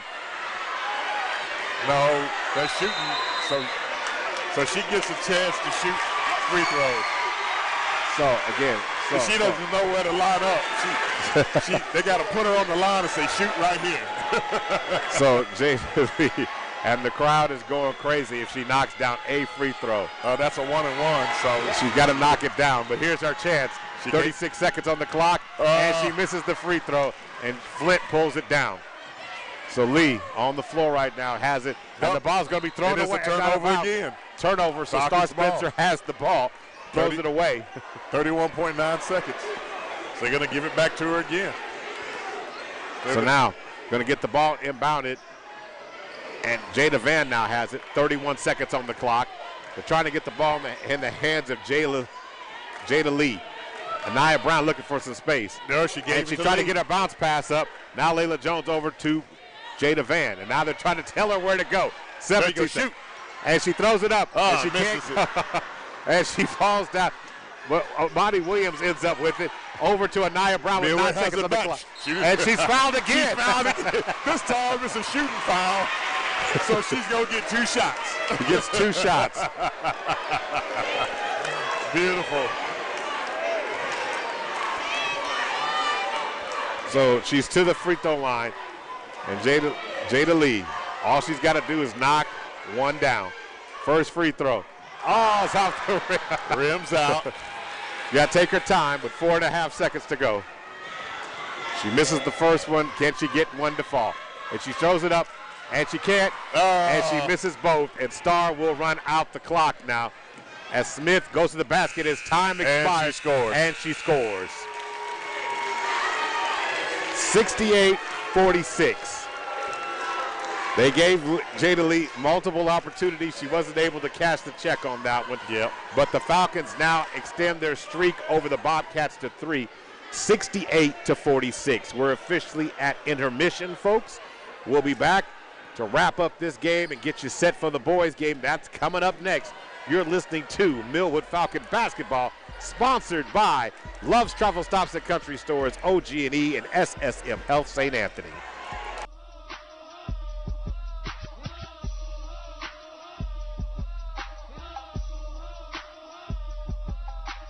This is important news if you have unfiled tax returns. The IRS is shifting gears and ramping up investigations on non-filers this year. If you fail to file your tax returns for a year or more, or you owe back taxes, now's the time to call Optima Tax Relief before the IRS fines you. Optima is America's #1 most trusted tax resolution firm, specializing in helping individuals, families, and businesses get right with the IRS. They're experts with the Taxpayer Relief Initiative, a powerful new program that can help make resolving tax issues easier. A+ rated with the Better Business Bureau. Optima's award-winning team has helped thousands of people protect their paychecks, bank accounts, homes, and businesses by putting their tax problems to rest, resolving over $1 billion in tax debts for their clients. Call Optima now for a free consultation. Call 800-951-7944. 800-951-7944. 800-951-7944. Optima Tax Relief.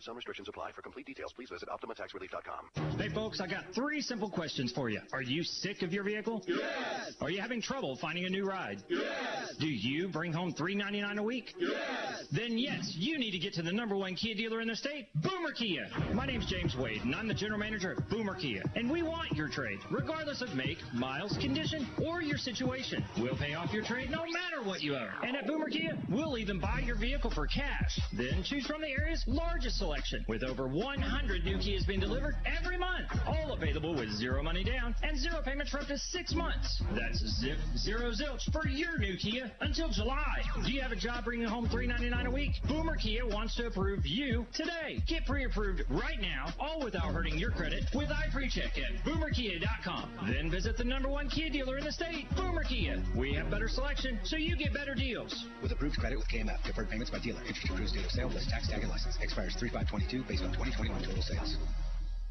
I need postcards printed and designed. Oh, and a targeted direct mail campaign. It's possible at Staples. I need my presentation printed, bound, and perfect. Also possible with Staples Print Big Promise. Your small business marketing will make a big impact. And right now, get 20% off custom printed signs, banners, and posters when you spend $75 or more.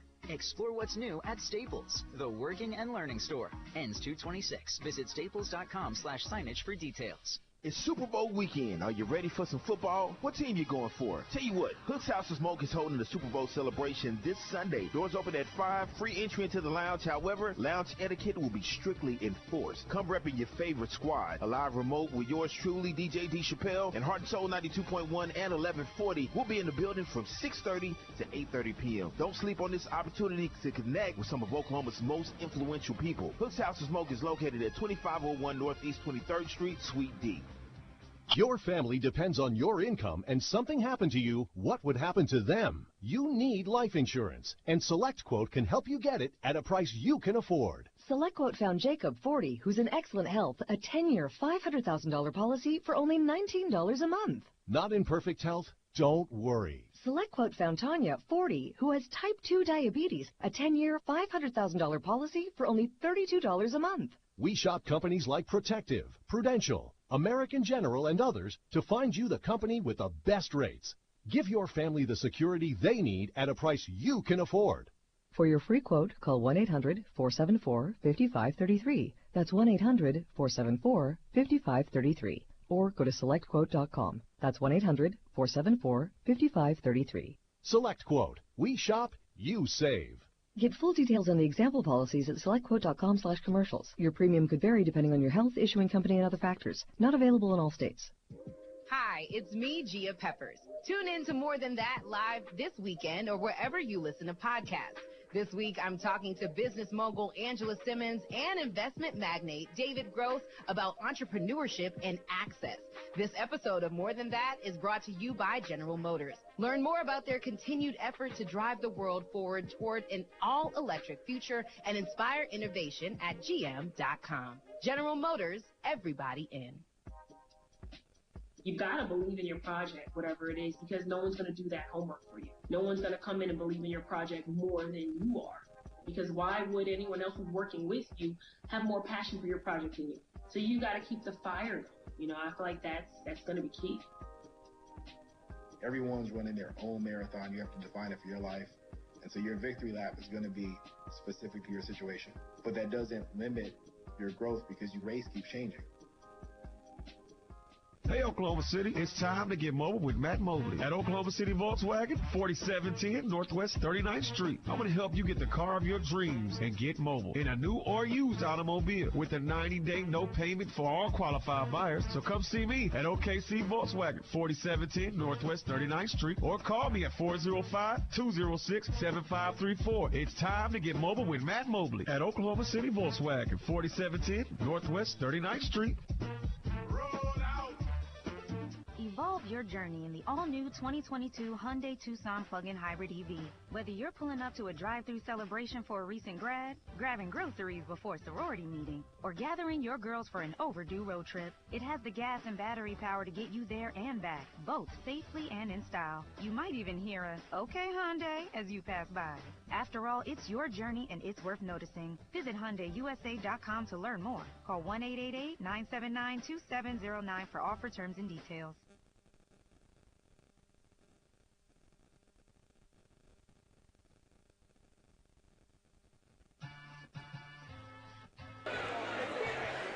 And welcome back courtside. It's going to be an extended halftime or intermission here as the Millwood seniors are going to be announced here before the start of the boys' game.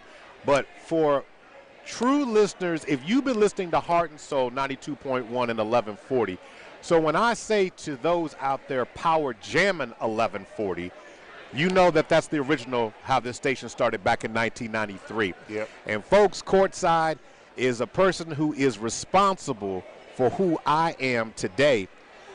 Max Fox, for those who don't remember, used to do afternoons years ago for Power Jam at 1140. Years ago in the afternoon, he was, when I was an intern for Perry Broadcasting, many years ago, he's the one who opened up his heart and opened up his door and basically gave me the opportunity. Everybody used to say, and I have much love for the Prince family that is in the city of Oklahoma City. They are a strong family. They have adopted me as that, but of course, as everybody knows, that is your radio name.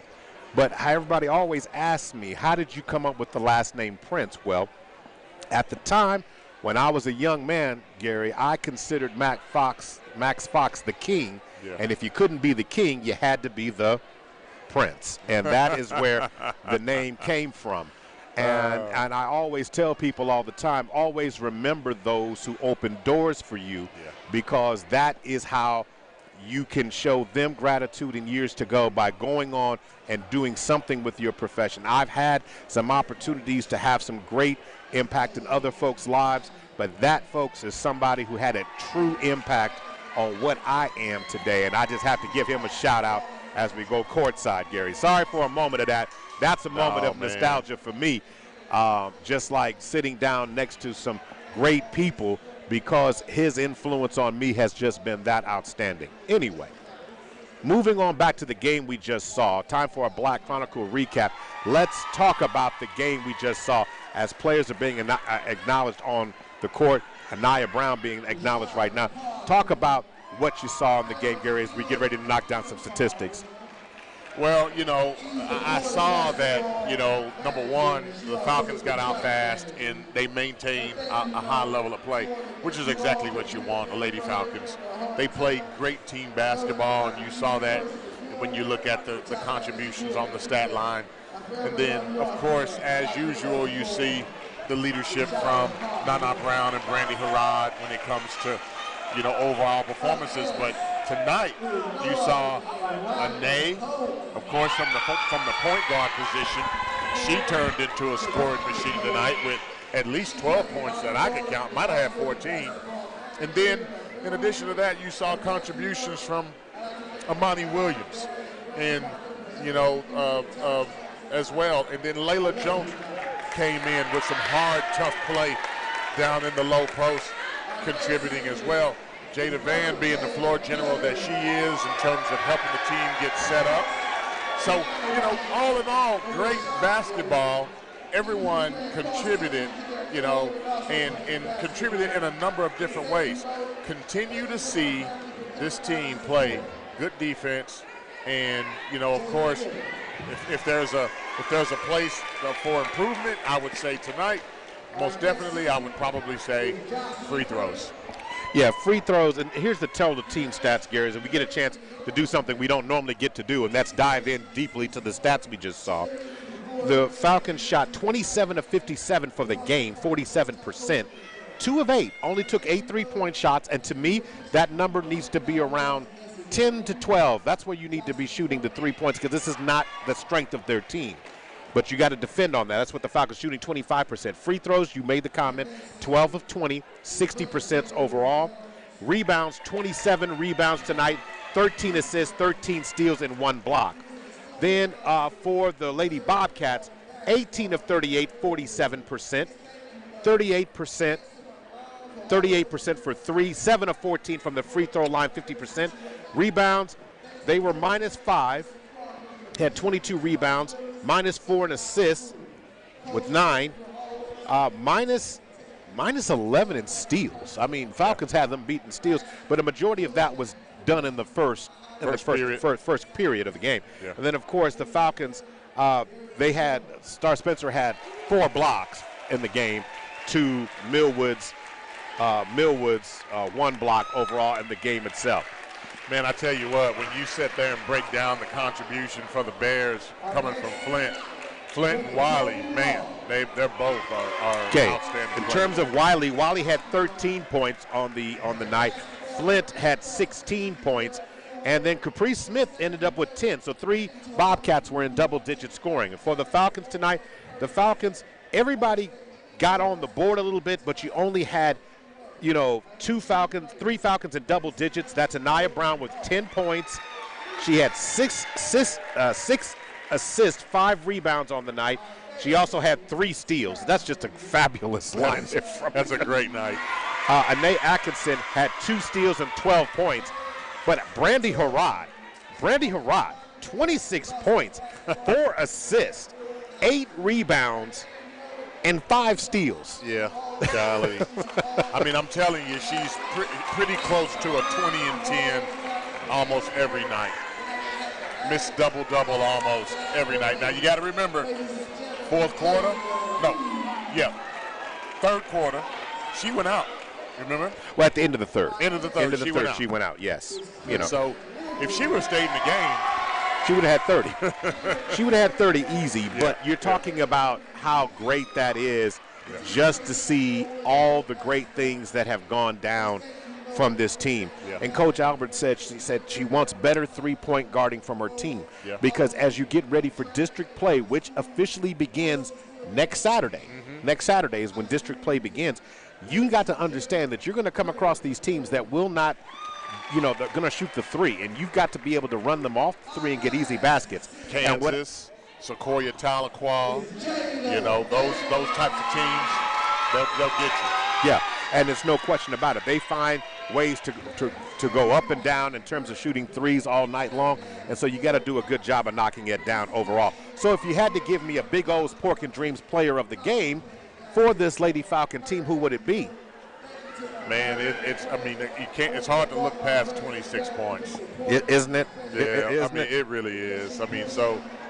Almost a double-double, 26 points, rebounds, steals, block shots. Brandy Harrod, you got to give, and not to take anything away from, Anae Atkinson or Nana Brown or what Layla Jones or what, Amani Williams did, but 26 points, 8 rebounds, the steals, the blocks, you just have to recognize the great play of Brandy Harrod. Yeah, it's kind of, you can't look it over. You have to acknowledge it. She's just been outstanding, and this was just another game for her to display that. And I can't wait to see what she does in her first state tournament action. Right. To be able to play that, 26 points, you talked about it, 4 assists, and you're talking about someone who has an impact in so many different levels of the game, Gary. It's just exciting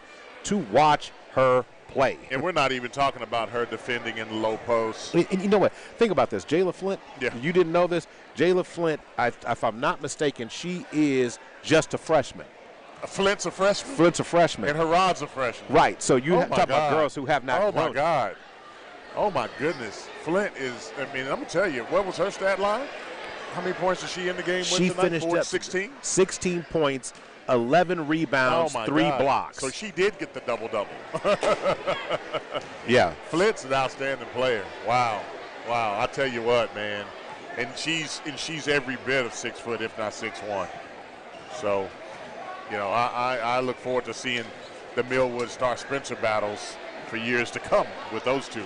No question about it. Now the official clock is running. So this is going to be an extended intermission. So we're going to need to take an extended break here real quick and get us set for the boys game here in just a second. So we're going to take one more quick timeout, and we'll get you ready and get you set for the boys game, which is about to kick off here, and what they're telling us in about 9 minutes. So we're going to take a 3-minute break and then come back and then get you set for the boys, who need to get that taste out of the mouth. And I'm going to tell you this now. The boys' post matchup is going to be extremely entertaining. And I'm going to invite you to come watch it. I'm going to tell you about a guy named Reed versus a guy named Strong. And that's coming up on the other side. You're listening to Millwood Basketball, brought to you by SSM Health, St. Anthony, OG&E, and Love's Travel Stops and Country Stores.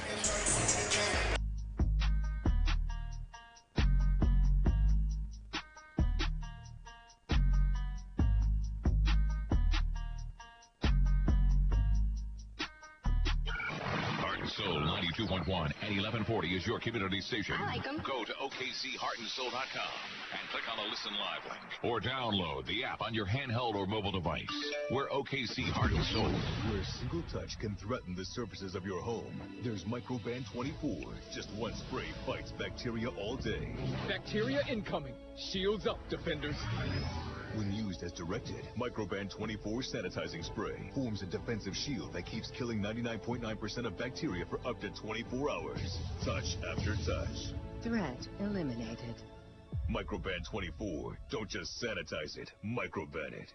Now spraying in a store near you. Chuck McDowell, founder of Wesley Financial Group, talks about timeshare cancellation. If I could help everybody that has been lied to when buying a timeshare, I would. But the honest truth is I can't. And those that are telling you that they can without knowing the specifics of your timeshare, well, they're lying too. But if you were misled when buying a timeshare, if you were told your timeshare was a great investment or your maintenance fees would never go up, I might be able to help. 10 years ago, I was sued for millions of dollars by a timeshare giant in federal court with everything to lose. My home, my money, my kids' future. But I fought. I won because I fought for what was right, helping folks that have been lied to cancel their timeshare. Unfortunately, we can't help everyone, but I guarantee you if we take you as a client, we will cancel your timeshare contract or you'll pay nothing. Call Wesley now for your free information kit. 800-895-1414. 800-895-1414. 800-895-1414. This is important news if you have unfiled tax returns. The IRS is shifting gears and wrapping up investigations on non-filers this year. If you fail to file your tax returns for a year or more, or you owe back taxes, now's the time to call Optima Tax Relief before the IRS finds you. Optima is America's #1 most trusted tax resolution firm, specializing in helping individuals, families, and businesses get right with the IRS. They're experts with the Taxpayer Relief Initiative, a powerful new program that can help make resolving tax issues easier. A-plus rated with the Better Business Bureau. Optima's award-winning team has helped thousands of people protect their paychecks, bank accounts, homes, and businesses by putting their tax problems to rest, resolving over $1 billion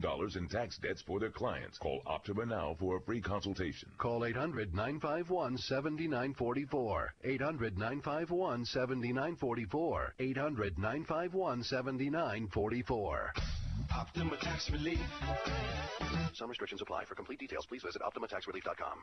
Mr. Clean, Mr. Clean. So a friend told me about Mr. Clean Magic Eraser, and his exact words were, "It changed my life." I used to spend a ridiculous amount of time trying to remove tomato sauce from inside our microwave and soap scum off the bathtub. It's like seriously magic, and my secret weapon for cleaning the kitchen, bathroom, doors, and walls, and even keeping my sneakers clean. Mr. Clean Magic Eraser. Greatest invention ever. Mr. Clean, Mr. Clean, Mr. Clean. Mr. Clean Magic Eraser, the unicorn of cleaning.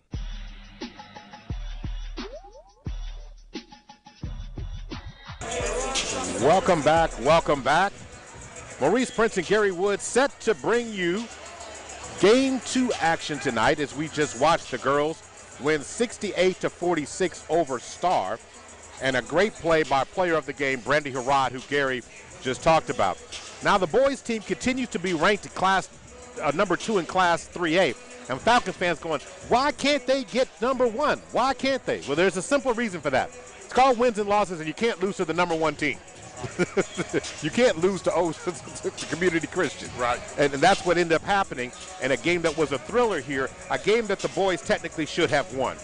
But the team has been responding well. I talked to Coach Jeffries. The last time we saw the team was before the snowstorm, Gary, and they looked out of sync as they took on Heritage Hall, losing to them for the 4th consecutive time. I don't know if they just feel like they've got to do something extra against Heritage Hall, but whatever it is, I asked him. He said, I just don't understand why we came out with that way and played that way.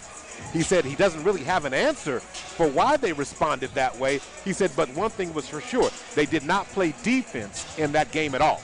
And that was a major, major factor in tonight, in that game. So he says tonight they've had a good week of practice. He expects nothing of what we saw at Heritage Hall to play in tonight's game. Let's see if he's right, Gary. Yeah, you know, I'm anxious to see how the Falcons respond as well. You know, one of the things that I think is crucial is, can you stay focused and can you continue to stick to the game plan in a situation where the intensity level is high? Right. Tonight is a night where the intensity level is going to be pretty high. Now, we saw them maintain their poise at John Marshall.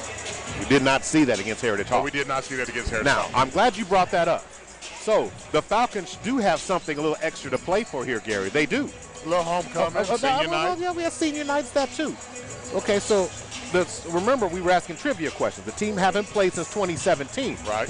So what is the Falcons' record against Millwood in the last 2 meetings? Against Star Spencer? I don't. In the last 2 meetings? Yes, it's 17 and 16. Oh, they should be 1-1, I think. That is correct. Yeah. That's right. Millwood got blown out. Actually, they lost. They Star won by 1 point in one game, and then Millwood blew them out in the other. Yeah. So you're talking about a team that right before the Isaiah Williams and movement and things like that, players going down. So that's kind of what happened with that group. But last time they played, they lost here. Oh. A 1-point loss. But these teams have not seen each other, so you know that's going to be a factor. Now, Christopher Cudjoe, and every time we get to see him in succession here, because every time you turn around and look for a team to play, you find a Cudjoe. Yeah. And when I say the name Cudjoe, what's the first thing that comes to mind to you? Coaching pedigree, multiple generations that goes all the way back to Langston University, Harlem Globetrotters, All-American, you name it. You know, when you talk about family, basketball, pedigree, HBCU, high school, and semi-pro professional level, as well as what? No, what I was going to say here, Gary, you said HBCU and all those. You went national. I want to talk about the one thing I always say whenever I play Cudjoes. There are families in Oklahoma that's had just as much impact that they don't get the love across the board. And I'm not saying anything a knock, but when you say Woods, there's some weight that carries with that, right, because of the success of your brothers. So when we say that about the Cudjoes, to me, they're just as successful as the Gundys and some of the others, and that has to be said. Yeah. In other words, it's not said enough, and you don't appreciate it, and you don't know how long. Yep. You got, okay, we marvel when you get brothers on the court, but how about all the brothers coaching? How about all that? Well, and very good coaches, successful coaches. It's not. Winning coach, Patrick, Chris, Kyle. You know, I mean, those are 3 just right there that I can fire out there. And, you know, they know what they're doing. Right. And boy, you ought to see them when they play each other.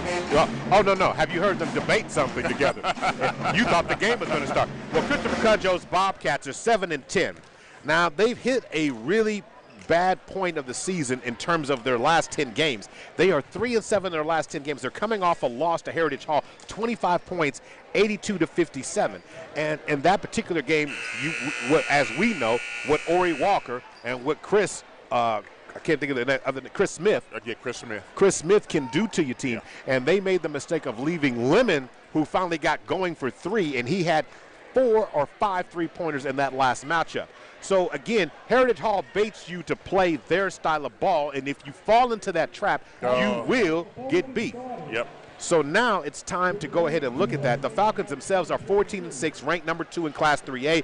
They are 8-2 in their last 10 games, but in their last 5, they are 3-2. And it has just been a struggle overall for them, because when the Falcons play well, Gary, it's something to smile about. Right. But when they're not playing well, it can turn ugly quickly, not because this team is not talented, not because this team's athletic, it's because they're not playing as one unit. Right. They're playing individual basketball instead of a team. And that affects your ability to be successful when it comes to playing the ball well. Playing good ball. Yeah, you're right, Mo. I mean, keys to Millwood's success, honestly, there's a recipe. And, you know, when you have a recipe, it's a little bit of this, a little bit of that, a little bit of this, a little bit of that.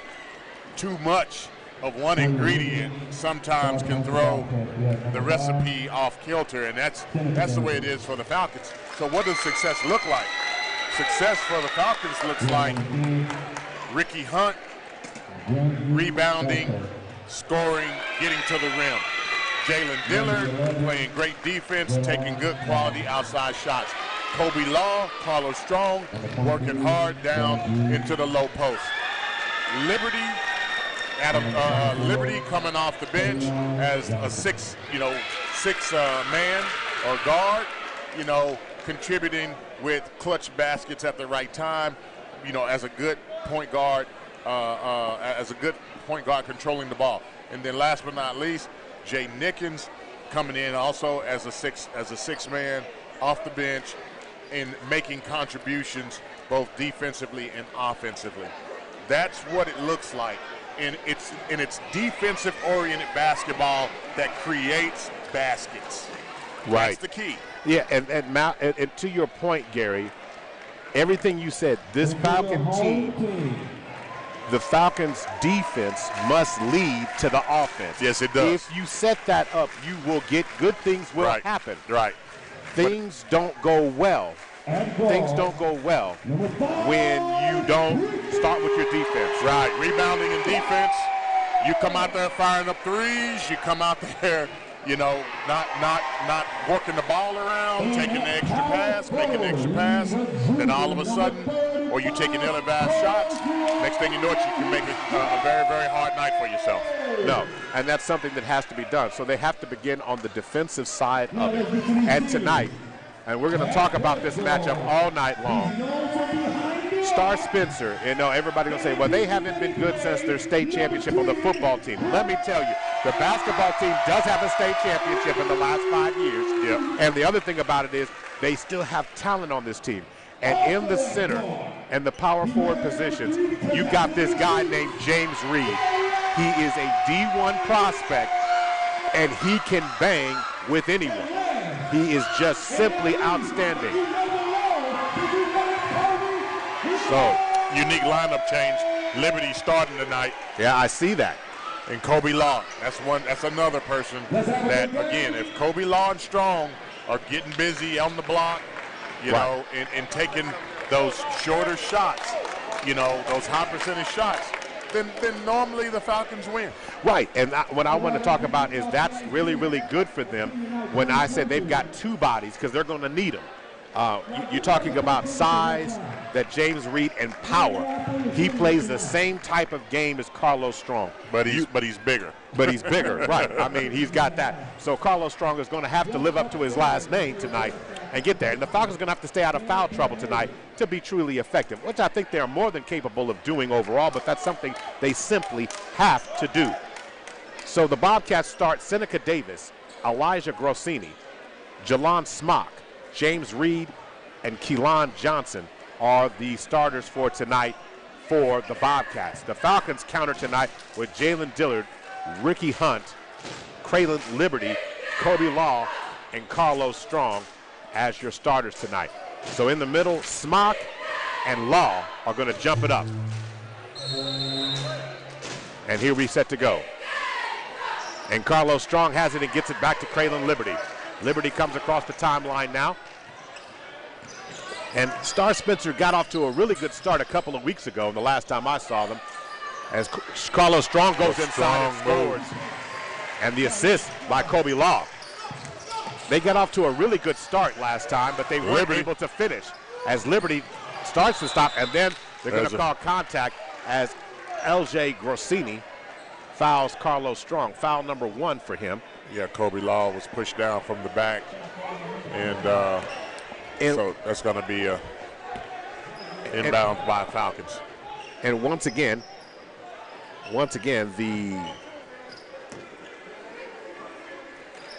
when we start talking about this, 2-0 is the score right now. You got Ricky Hunt getting the ball into Carlos Strong. Over to the corner, Jalen Dillard. Dillard back over to Kobe Law. Man-to-man defense being played. But the Bobcats played well early on against the Trojans, and it looked like they were going to pull it out. But the Trojans began chipping it away as Carlos Strong goes to the basket strong, powering down the lane, something you don't see. Carlos Strong going right down the lane is going to get a foul. Well, you don't see it because he's never that far out away from the basket. Most of the time he's down on that block. But because of the man-to-man defense and ball pressure of the Bobcats, it's forced, some ball rotation a little bit further away from the basket. And all right, going to work. 2-0 is the score right now. Carlos Strong going for free throws, and Carlos Hey. Good things happen when Carlos Strong gets into the flow of the offense. I mean, you and I always like them to go, and I know we're old school, and everybody says, no, it's the three-point shot. I like basketball still going inside out. Yes, sir. I just do. Yes, sir. To me, it makes the three-point game more effective. Well, but, the NBA now, right? As Strong misses free throw number 2. Strong rebound by Ricky Hunt. And they're going to call the foul against Seneca Davis that time. Team foul number 3 starts Actually, they call the foul against Ricky Hunt. Okay.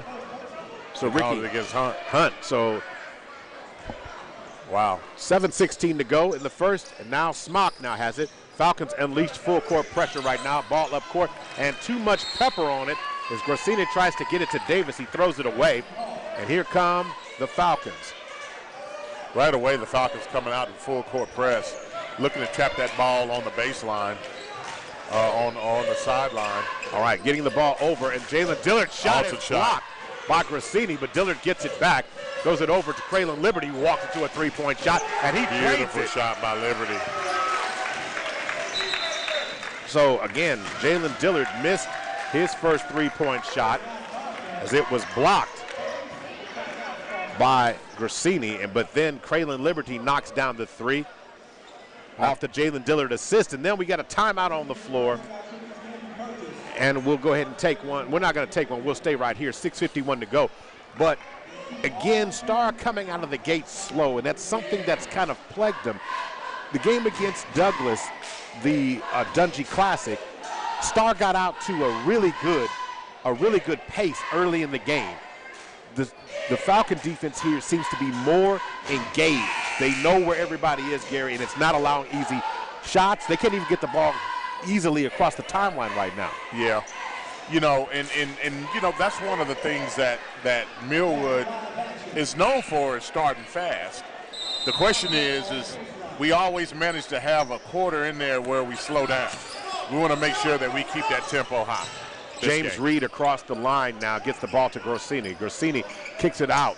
Three-point shot by Keelan Johnson. His shot is no good. Carlos Strong rebound. Carlos Strong pulling it down, and now comes Ricky Hunt. Ricky Hunt fires it, and the ball's going to end up being stolen by Smock on that play. Off the Ricky Hunt turnover. Johnson, spin move inside and throws it up against the glass. No good. James Reed pulls it down and ends up corralling the rebound there. Liberty rebound. And now Liberty comes up with it. And now Dillard with the slow stutter step to the basket. He can't get that shot to fall. Yeah, he just didn't have the right angle there. Reed with the rebound. Here comes Davis. Davis to Grassini, who tries to hit with the Euro, and they're going to call an offensive foul as he knocks Carlos Strong right to the ground. Yeah, Carlos Strong got there. He was actually set, and then he did a nice job of sliding his feet, drawing the offensive foul. That's Grassini's second foul. And now into the game for the Bobcats for Grassini is Ashton Yazzie. And you need to know where the Yaz is. The Yaz had 4 straight three-point shots against Douglas. Knocked him down as if it was nothing. Better watch where he is. Ricky Hunt trying to get some space to clear off, and there's a little, as Keelan Johnson and Ricky Hunt got caught. Ricky Hunt trying to get some space, but they're going to get call Keelan Johnson with the foul. Team foul number 4. One team foul so far for Millwood, and Kobe Law steps into a three-point shot. And then they say it's 2. No, they say it's 3. Give Kobe all 3 of those. Now going to work. James Reed now has it, and he goes to work and stops inside. Mid-range game no good for James Reed that time. Rebound on the play by Strong. Ball gets deflected out of bounds, and it will be Millwood ball, 9-0, 5:20 to go. You know, what I like about, the Falcons took 2 3-point shots, but what I like about those shots is that the guys were squared up, and they had plenty of space to make the shot. It wasn't a forced shot. It wasn't a contested shot either. No, it was not. It was not anybody in the same time zone. Right. You take those all day long. Dillard, step back 3 from the top of the key, shot no good. Dillard's off to a slow start, but Carlos Strong with the rebound. He misses, and Kobe Law. That's what you want.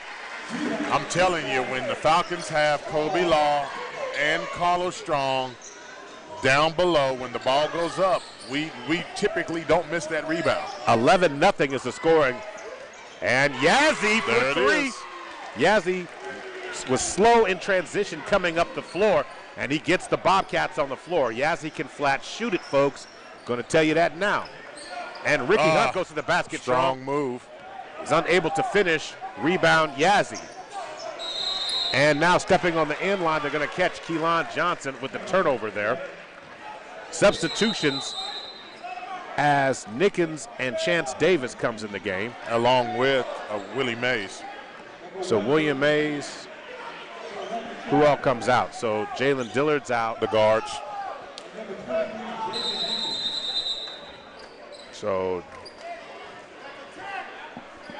So now, okay, so there's another issue here because Chance Davis is not in the game. So we stay with, there he is. Okay. So now over to William Mays. William Mays on the right wing. William Mays tries to step through the traffic with a nice overhead pass to the corner for Chance Davis for three. He misses. Rebound by Keelan Johnson. Johnson pulls it down, 11-3, 8-point lead for the Falcons, 3:58 to go in the first. Seneca throws it out of bounds. The ball's going to be deflected out, and it will remain Bobcat ball. Yeah, Nickens got his hands on the ball. Again, good to see him playing in tight with the defense as opposed to overextending his play. All right, going to work right now. Keelan Johnson gets it inbounded now to Smock. Smock inside to Johnson. Johnson back over to Seneca Davis, who unchecked underneath the basket. Found a nice pass from Johnson to Davis. 11-5 now, and Jaden Nickens backing up. Keelan Johnson picks him up. Bobcats have switched to zone now, or they're trying to transition and switch. William Mays with the shot no good. Ball's deflected out of bounds, and it will remain, or will go to the Bobcats. 11-4. Bobcats get the ball in. Falcons pulling back, no full court on this particular possession. Coming across the timeline now, Seneca Davis as Ricky Hunt prepares to check back in.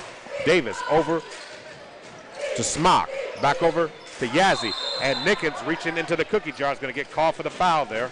Yeah, got some body, reached over the back.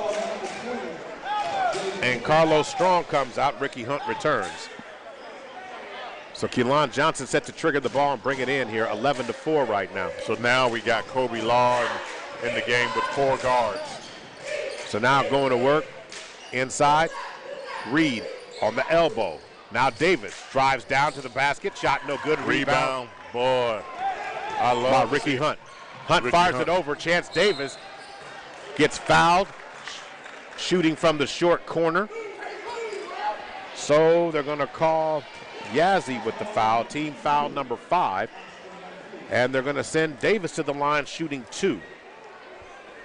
Chance Davis, we saw him make some very good plays in the game against John Marshall. Crucial down the stretch, and he's just a young player too, as Davis knocks down free throw number 1.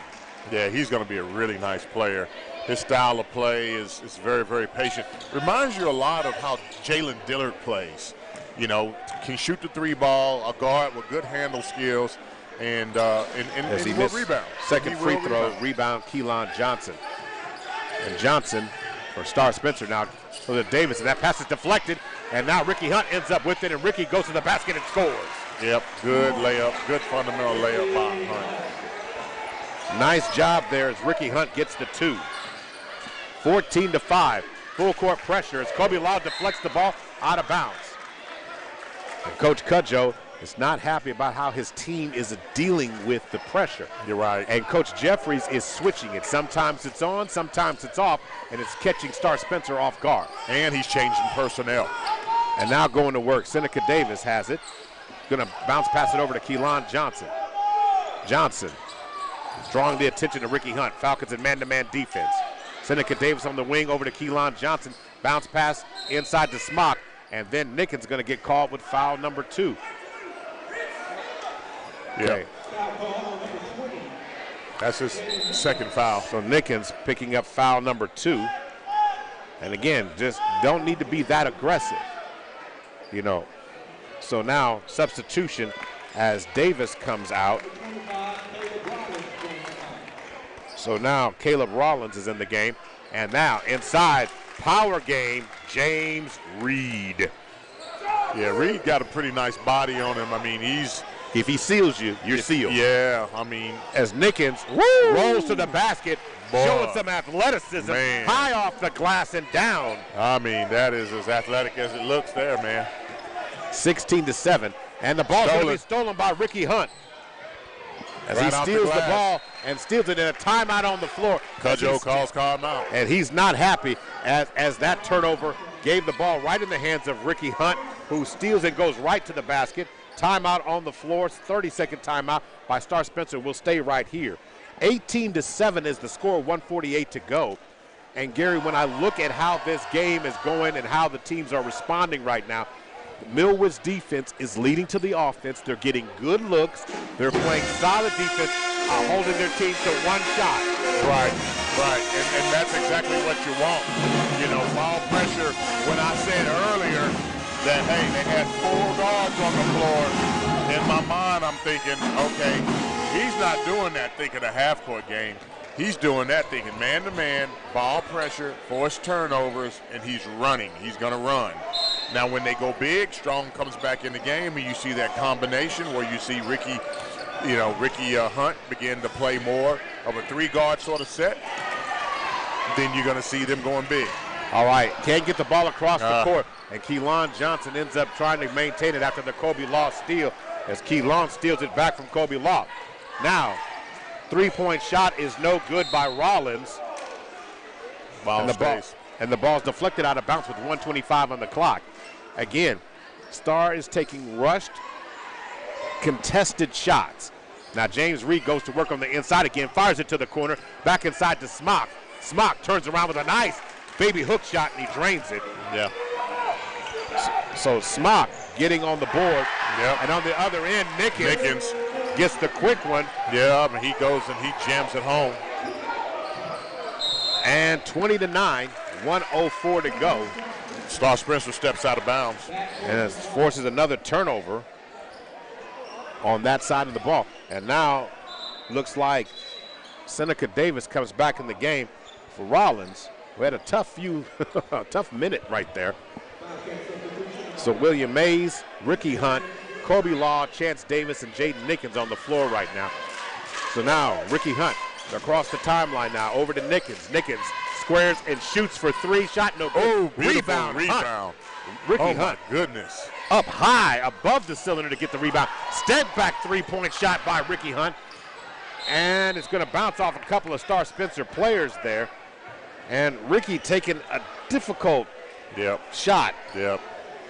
I'm not really, like I said, I'm old school. I'm not real big on step back 3-pointers, Coach. So throwing it in, Nickens now has it with 46 seconds on the clock. Bobcats has now switched back again to man-to-man defense. Now Ricky Hunt from the corner again. Shot no good by Ricky this time. Rebound, James Reed, and he slowly brings it up. Kobe Attention picks him up, but Seneca Davis gets across the timeline with 28 seconds on the clock.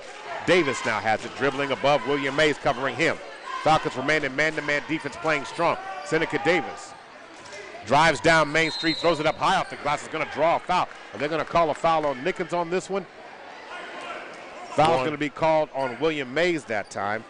Team foul number 4. 35 seconds, Mo. You got the ball. Do you rush a 3-point shot? So they're going to say Seneca Davis was in the act of shooting. He's going to shoot 2 now. But answer your question, they're going to play for 1. That's just well, you should. But again, that's the thing. You know, you want to maintain possession and maintain momentum. You're up 20-9, 35 seconds. And you're coming to the end of the quarter. Now this quarter is being prolonged. And, if they can hit some free throws, it'll reduce your lead. Okay, so Ashton Yazzie comes out of the game.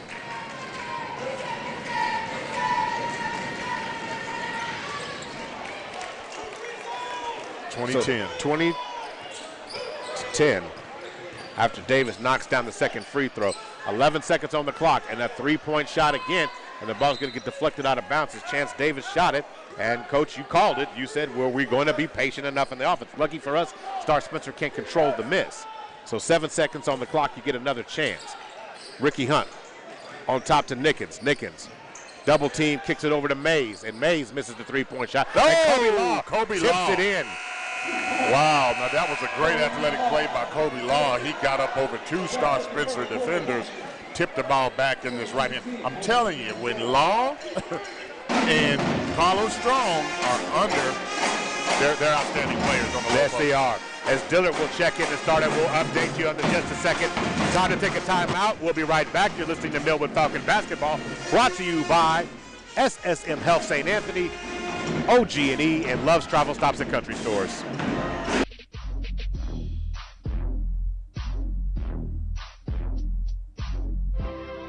Welcome to the Lion King. Every single moment takes your breath away. Every powerful emotion makes your spirit soar. Everyone who sees it remembers it forever. Join the circle of life at The Lion King. Coming to the Civic Center Music Hall, May 11th through the 29th. Get tickets at OKCBroadway.com.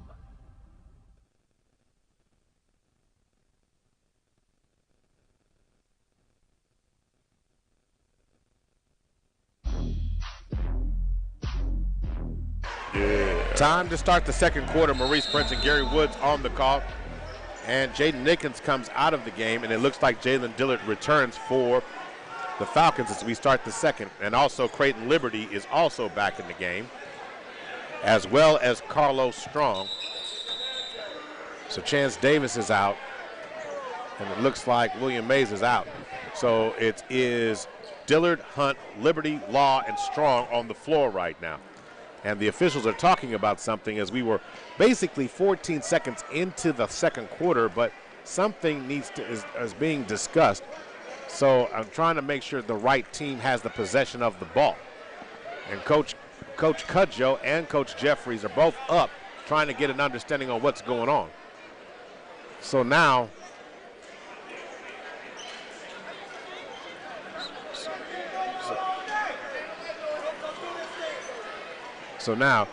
they're explaining to Coach Jeffries what's going on, and this looks like they started off the possession to start the second quarter with the possibly wrong team, but it will be Star Spencer ball.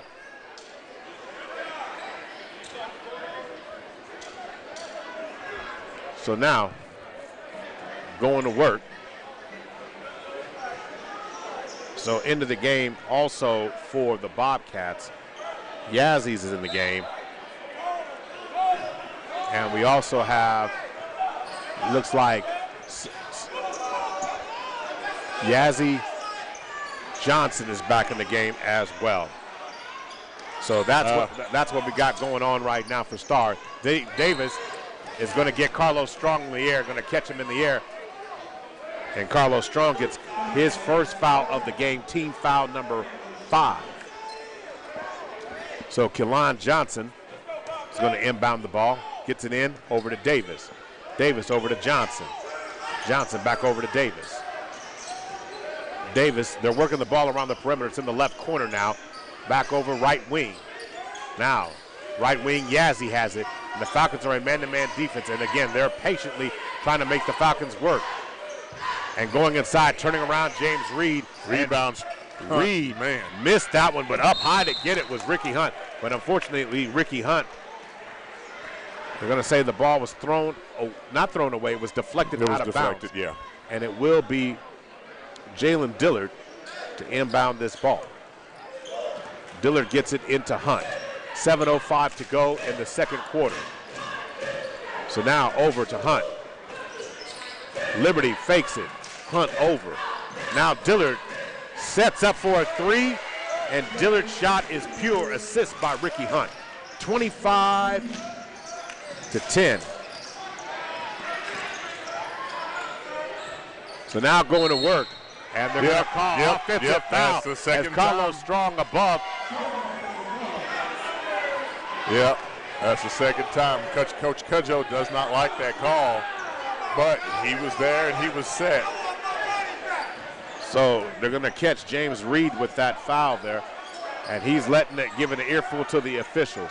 Back over to Dillard. Dillard again for three. And Dillard knocks down his second three-point shot in a row. And a timeout's going to be called on the floor right now. Coach Cudjoe is livid right now. 28-10, but he's not just mad at the officials. He's mad at his team for not rotating and identified Jalen Dillard. 28-10. They're Dillard not exploded. contesting any of those shots out at three-point. It's almost as if, Star Spencer is just making the assumption that Millwood can't shoot the three-pointer, so they're falling back and they're not rotating out. I mean, anybody can hit it. Well, not anybody, but any reasonably decent basketball player can hit a three-pointer if it's uncontested. All right, time for us to take we're going to go back. I thought it was a full timeout, but we're going to stay right here. 6:50 to go in the second right now. Coach Cudjoe is trying to talk to the officials right now. So 28-10. 6:50 to go. And so now they're trying to get everything back to set here, and we're back to live action now. So now Seneca Davis has it. Full court pressure being established here. Yazzie gets it across the timeline over to Smock. Smock drives down Main Street with a euro. Beautiful. He can't finish. And Carlos Strong gets the rebound. And now Dillard off balance. Didn't give himself a chance to get his feet set on that three-point shot. He misses it from the corner. Rebound on that one by Davis. Keelan Johnson now has it on the wing. Davis is going to be fouled on the play now. Yeah, that one's going to stick to Liberty. And it's going to be on Creighton Liberty getting the foul. Team foul number 5 or 6 for the Falcons here. Looking for confirmation on the board. Over to Keelan Johnson. And again, Falcons are now in a zone defense, 2-3. James Reed gets it inside to Smock. And Smock is fouled, spinning into the basket as they call the foul on Ricky Hunt there. Oh, wow. Team foul number 6. Smock missed that shot there. But again, he was fouled on the play. So now it looks like Kobe Law set to return back to the game as Smock gets his second point of the night, knocking down his first free throw. 28-11.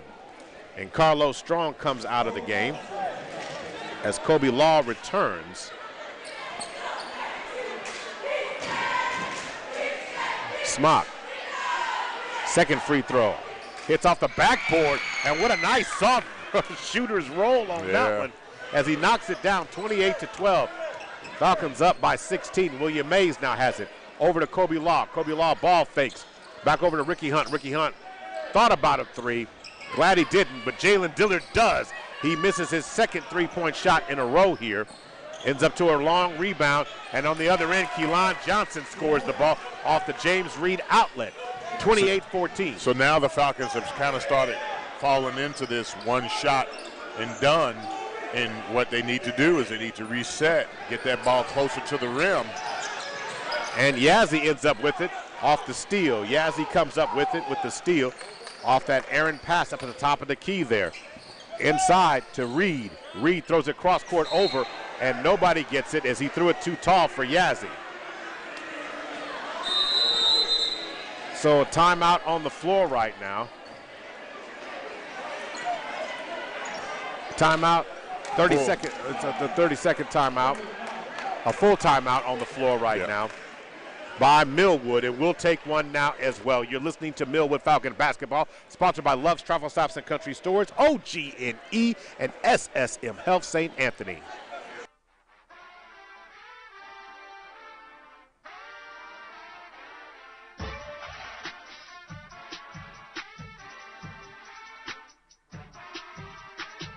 It's Super Bowl weekend. Are you ready for some football? You're going for. Tell you what, Hook's House of Smoke is holding the Super Bowl celebration this Sunday. Doors open at 5, free entry into the lounge. However, lounge etiquette will be strictly enforced. Come repping your favorite squad. A live remote with yours truly, DJ D. Chappelle, and Heart and Soul 92.1 and 1140. We'll be in the building from 6:30 to 8:30 p.m. Don't sleep on this opportunity to connect with some of Oklahoma's most influential people. Hook's House of Smoke is located at 2501 Northeast 23rd Street, Suite D.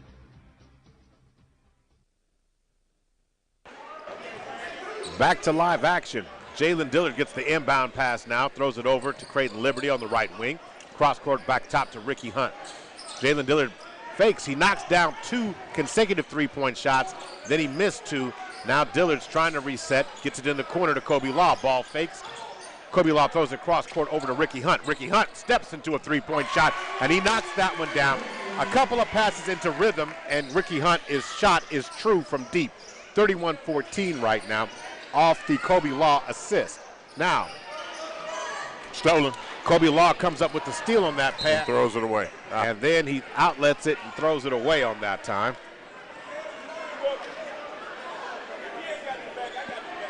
So now, Kobe Law, of course, throws it away that time. So again, Keelan Johnson inbounds it. Seneca Davis comes across the timeline now. Davis over to James Reed. James Reed over to Yazzie. Yazzie over to Davis. Back over to Keelan Johnson to Smock in the corner. Inside to Davis. Davis ball fakes, goes inside with the runner, and his shot is nice. Nice job. Nothing but net on the runner right down the middle. 31-16, 4:20 to go. William Mays has it. Throws it over to Creighton Liberty. Back over to Ricky Hunt. William Mays on the left wing. Back up top to Dillard. And Creighton Liberty steps into a three-point shot, deep threse shot, and William Mays is going to get called for the foul there over the back. But again, as you pointed out clearly, Gary, on these last couple of possessions, the Falcons are shooting in the game. They've hoisted 17 three-point shots, 5 of 17, 29%, and we got 4 minutes left in the quarter. Yeah. And if you start looking at it, they took 10 in the first quarter, and they've already shot 7 of them in the second. So it's too many three-point shots. Yeah, oh yeah. But the momentum, but the scoreboard doesn't let you have any negative impact because the score is big right now. Well, and that has a lot to do. I mean, that has a lot to do with Keelan Johnson gets a give and go from Yazzie, and he's going to score the basket on the and one, and he has a chance to go to the free throw line. If Star Spencer gets to a point where they're getting second chance opportunities against the one and done offense, scheme that Millwood's playing right now, they'll climb back in this game. Yeah, they will. But can I say one other thing about that? As the second free throw is missed and William Mays comes up with the rebound, Mays throws it over and Dillard steps into a three-point shot, and that three-point shot is a beautiful thing from the corner. Nice assist on the play by William Mays. Jalen Dillard has 9 in the quarter. 3:24 to go, and William Mays almost comes up with the steal, and Creighton Liberty does steal it away from James Reed. And now over to Mays, and now Ricky Hunt from the corner. Three-point shot, no good. Kobe Law ends up with it. The ball Kobe just rebound the ball. He didn't have to try to tip it. He just rebounded. So William Mays comes out, and now Jaden Nickens returns to the game. And also for Star Spencer, Caleb Rollum comes in for Yazzie. No, what I was going to say is Dillard with a wall in front on the inbound play. He misses, but Kobe Law gets the rebound, and now Nickens drives baseline and then loses it to Seneca Davis. Davis with pressure in his back pocket throws it up high off the glass, no foul, no call. As Smock spins it inside, his shot no good, and it ends up coming up here with Ricky Hunt. Ricky Hunt goes to the basket, throws it up high, and a shot on an alley-oop. Yeah, it was an alley-oop. He just didn't dunk it, but Nickens made the shot off the Ricky Hunt assist. 36-18. Showtime at the Apollo here as Nickens gets it, and Nickens goes and tries to knock it down Main Street, and Smock's going to come up with the foul there. Team foul number 6, but Nickens is going to be shooting 2. Now, what I was going to say, the problem with Star Spencer is they play reactionary basketball, not enforcing their will. When they play what everybody else is doing, they don't do well. When they play within themselves, they play outstanding basketball. We've seen glimpses of it. Yep. So now Nickens misses from the free throw line on his first attempt. And that's a rare miss because Nickens is a very good free throw shooter. He gets one more as Chance Davis comes in the game now.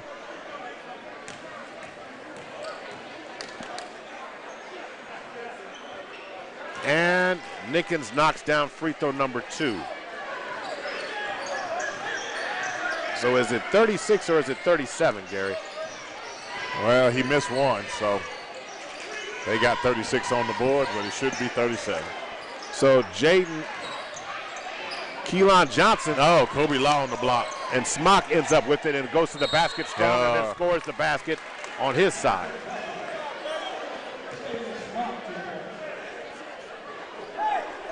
So 36-20. I'm sorry. So trying to see here what's going on. Did you hold on a second?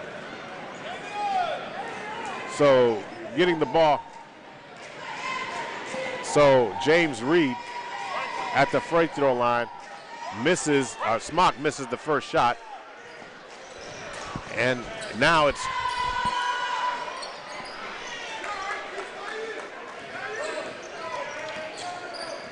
So 36-20. Seneca Davis now has the ball. Liberty just ripped it cold from him and then gets the basket. What a steal by Creighton Liberty. That's just flat out one-on-one. No, he needs handcuffs after that one. I mean, folks, he stole it right out of the back pocket there. James Reed across the timeline now. Reed going behind the back. Keelan Johnson goes to the basket, double clutches and knocks it in. And Kobe actually got a little piece of that. 38-22. On the other end, as Kobe Law gets an answer on the other side of the basket. Kobe Law has 9 now. And here comes Keelan Johnson. Across the timeline to Caleb Rollins, over to Seneca Davis. Falcons remain in the zone defense. Yeah, but they're out of position right now. Smock spins inside, and they're going to call off. They're going to call offensive foul. Yes, they did. Offensive foul on Smock. He used his arm. So now we've got Chance Davis, Creighton Liberty, Kobe Law, and we got substitutions on for the Bobcats as Yazzy's back on the floor, along with LJ Grossini is back in the game. Bobcats down by 18, so Yazzy's back in to put some shots up. So 1 minute to go before the end of the first half as Dillard lets go a three-pointer from the corner. From the wing, let me correct that. Dillard, all his three-point shots are coming in this quarter. He's got 12 in the quarter. James Reed over to Keelan Johnson, who launches a three-point response of his own. He misses that one. Rebound on the play by Dillard. Dillard throws it up to Law. Law tries to hit with the Euro, tries to finish with the left-hand shot, no good on that one. Rebound by Reed. Reed throws it over and puts too much pepper, tries to get it in Keelan Johnson's hands, and he throws it away. 43-22, 24 seconds to go. So Coach Jeffries has the one finger up, and we all know that means what we're doing now is we're playing for one. 19 seconds on the clock. So Nickens across the timeline now. Backs Grossini down with 10 seconds on the clock. Now Nickens looking for something to operate. Kobe Law has a three-point shot with 6 on the clock. He can't knock it down. Rebound on the play by Yazzie. Now Reed does not get the shot off as time expires. At the end of the second period, it is 43-22, and we'll be back after halftime, start of halftime. This is Maurice Prince and Gary Woods. Game brought to you by Love's Travel Stops and Country Stores, OG&E, and SSM Health St. Anthony.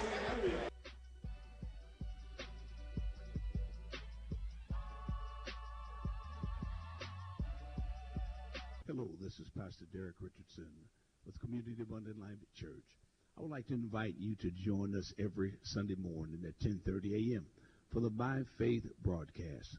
Hopefully we'll see you there. Have a wonderful and blessed day.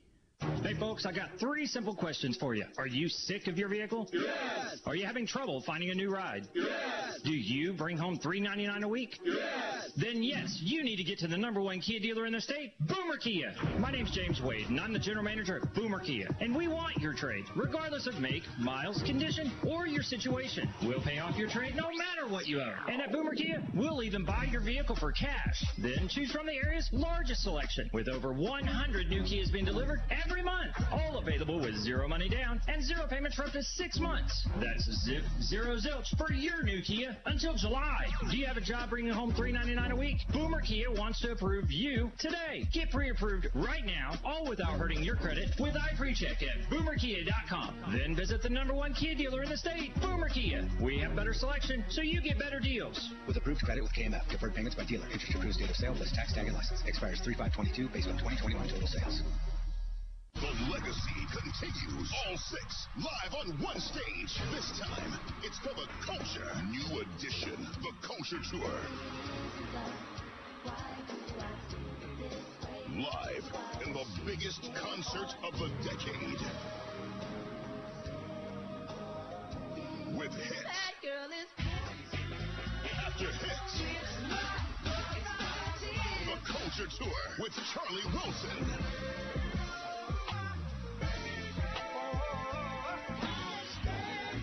It's a non-stop hit fest. And special guest, it's the reunion of Jodeci. The Culture Tour, new edition, Charlie Wilson, and special guest, Jodeci. Sunday, March 27th at Paycom Center. Tickets available at Ticketmaster.com. Brought to you by the Black Promoters Collective. Simpkins & Sons presents The Closet, Friday, February 11th. Show starts at 7 p.m. This is an all-sexy variety show. This will have salacious poetry, provocative skits, sensual storytelling, raunchy comedy with the burlesque show. A cash bar will be provided. This event is hosted by comedian Mako, featuring poets Sharita Renee, Mac Woods with actor Troy Simpkins, Venitra, and many more. Soundtrack provided by DJ Shakespeare. But that's not it. After the show, stick around for the after party. It's all going down at the Ryan Center, located at 2200 North Bryant Avenue. Tickets can be purchased at eventbrite.com. For more info, call 405-535-2100. Hey, Oklahoma City, it's time to get mobile with Matt Mobley at Oklahoma City Volkswagen, 4710 Northwest 39th Street. I'm going to help you get the car of your dreams and get mobile in a new or used automobile with a 90-day no payment for all qualified buyers. So come see me at OKC Volkswagen, 4710 Northwest 39th Street, or call me at 405-206-7534. It's time to get mobile with Matt Mobley at Oklahoma City Volkswagen, 4710 Northwest 39th Street.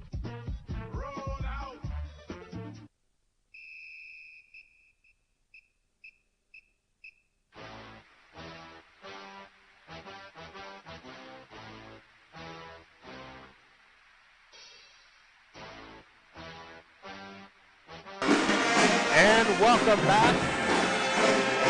Maurice Prince and Gary Woods here courtside of the Falcons versus Star Spencer on the Friday night. If you're listening to the game and you'd like to watch the game, please go to the YouTube page, the Millwood Falcons YouTube page, and you can watch the game as they've been entertained by the cheerleaders. And of course, the band is in the house for the first time.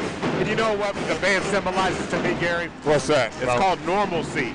Yeah. Because, I mean, we didn't have the band for the last 2 years doing the game too often as tonight. And so that is a very big deal. Looking at the stats on the night right now, Millwood is shooting 17 of 37 in the game, 46%. 6 of 21 from 3, 29%. 13 rebounds, 7 assists, and 7 steals.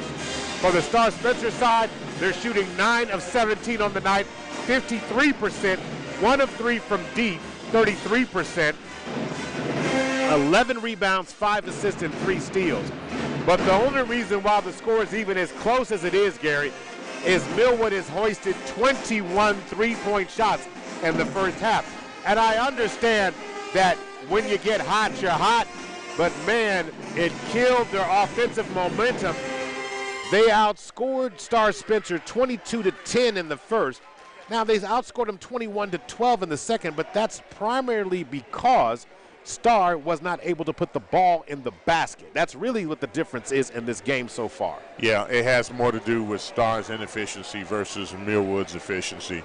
And like I said, you know me, Mo, one of the things that I said, you know, and the keys to the game is hey, what does success look like? And the reality of it is that, you know, Millwood scoring 43 points in the first half is definitely above their halftime average. They're on pace right now to score above 80. However, a lot of that is being helped by the fact that they are able to hit three-point shots at the right time. But the truth of the matter is that their three-point percentages, what is it again? 29%. 29%. 6 of 21. Yeah. So against a team that's playing great defense, that's a difference between winning, you know, leading in a game and trailing in a game. Right. Star's just not playing efficient basketball right now. Now, Jalen Dillard's in double digit. He's the only Falcon with double digit scoring.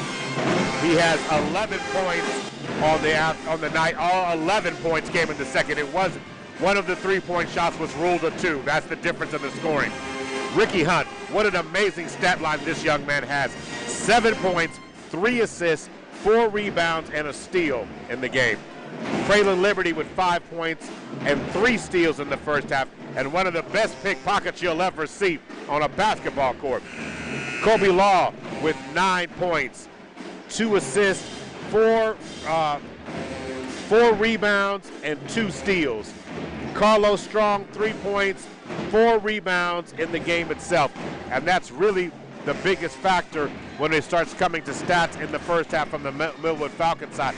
Whose stat line most impresses you that I read? I mean, it's hard not to get excited about Ricky Hunt because, I mean, there's times when he rebounds the ball, his elbow is right there at the rim. I mean, that's what I'm talking about, up high to get it. But, you know, the stat line that's jumping off the page at me right now is Dillard. You know, Dillard normally averages about, 12 points a game. He's already at that in the first half. So the question becomes, is he going to continue to play at that level? And how is that going to impact the other players on the Falcon bench? And then the other thing too is, Star Spencer being at 22 points at the end of the first half, are they going to improve their efficiency? Because there were moments where the Falcons were coming down and taking one shot. They didn't have anyone under the basket, and it just so happened that they hit, the three-point shot. So if they defend a little bit better, rebound a little bit harder, they could actually climb themselves back into the game. 43-22, back to live action. And before things get started now, so they're going to restart it as the clock is now finally set again. And we're ready and set to play here. So now Kobe Law has it, fires it inside, and the ball is going to be knocked out of bounds by James Reed, and it will remain Falcon basketball. 7:53 to go. So now Traylon Liberty gets it up high and throws it in to Jalen Dillard. Kobe Law throws it cross court over to Ricky Hunt, who sidesteps for a three-point shot, in and out. Shot no good by Ricky on that possession there. Ball rolls around, and Star ends up with it as L.J. Grassini ends up with it. And now working the ball around, Keelan Johnson throws it up top to James Reed, up top to Seneca Davis, cross court over to Grossolini. Now Davis has it, and now trying to get the ball worked around. Shot no good by James Reed on that possession. Rebound there. Hunt. Hunt comes down with it, and Ricky Hunt throws it over to Jalen Dillard, who looked at a three, drove baseline, throws it back out to Liberty. Liberty fires it inside with a bullet pass to Carlos Strong, who cannot finish. That was a great look by Liberty. Carlos Strong just needs to square his shoulders to the basket and go up strong. He didn't have a good angle there. So now the ball goes out of bounds as no one was able to corral the rebound. And now Grossolini inbounds it, and nobody's paying attention. Wow. But Smock ends up with it. Now Seneca Davis has it. Davis over to Reed. Reed tries to fire up a shot. Shot no good. Rebound by Dillard. And now Carlos Strong to the basket, and he misses 2 back-to-back shots. And finally James Reed ends up with pulling it down. Seneca Davis kicks it to the corner. Grossolini for three. The left-hander misses his three-point shot. Rebound, Kobe. Rebound, Kobe Law. Kobe Law over to Ricky Hunt. Back over to Dillard. Dillard into Liberty. And a bag sequence of passes on that play right around the cylinder. But Creighton Liberty ends up with the ball in his hand and is fouled as he missed that shot there. Going to go to the free throw line shooting two. So now, Creighton Liberty shooting two. First shot by Liberty. Back rims, no good. So Reed comes out of the game now, getting a breather. And into the game come Ashton Yazzie. You know, Millwood hasn't really been to the free throw line a whole lot, have they, tonight? I'll back that up in just a second. Creighton Liberty knocks down free throw. And on the night, Millwood has been to the free throw line 8 times, 4 of 8. That's not a whole lot. Well, first half. So now, trying to get some things worked out. And substitution as Ricky Hunt has to come out of the game. Looks like something is cut on him, or he needs to be looked at for something. And Jaden Nickens comes in and replacing him. 6:13 to go. And Grossolini has the ball knocked out of his hands. It will remain Star basketball with 6:08 to go in the third. 44-22, 22-point game. And it's been a quiet 22-point lead for the Falcons. Working the ball around, getting it over to Seneca Davis. Davis inside to Smock, and Smock can't finish, and Nickens comes up with the rebound there. Good defense on the floor by Carter Strong. So now, Keelan Johnson with the interception on that pass there from Dillard, and Keelan can't finish. Yazzie can't finish. Back-to-back bunnies underneath the goal. Rebound, Liberty. And then Nickens lets go a 2-point shot. His shot is no good. That was actually a good look by Nickens. Fast break. He found himself at the free throw line. Just took the shot. Yazzie for three, and Yazzie knocks it down. He just hasn't had any good looks, and it's been a lot of good looks. He hasn't had a whole lot of good looks, but when he does get them, Gary, he knocks them down. Yeah, He's been solid when he can spot up and square up and shoot the ball. And the Falcons on that side of the ball have been stellar on not allowing him to find open space to operate. Right. Timeout on the floor by the Bobcats right now. So we'll stay right here, Gary, on this one. But more or less starting the third quarter here, you know, the Falcons haven't put a lot of points up thus far.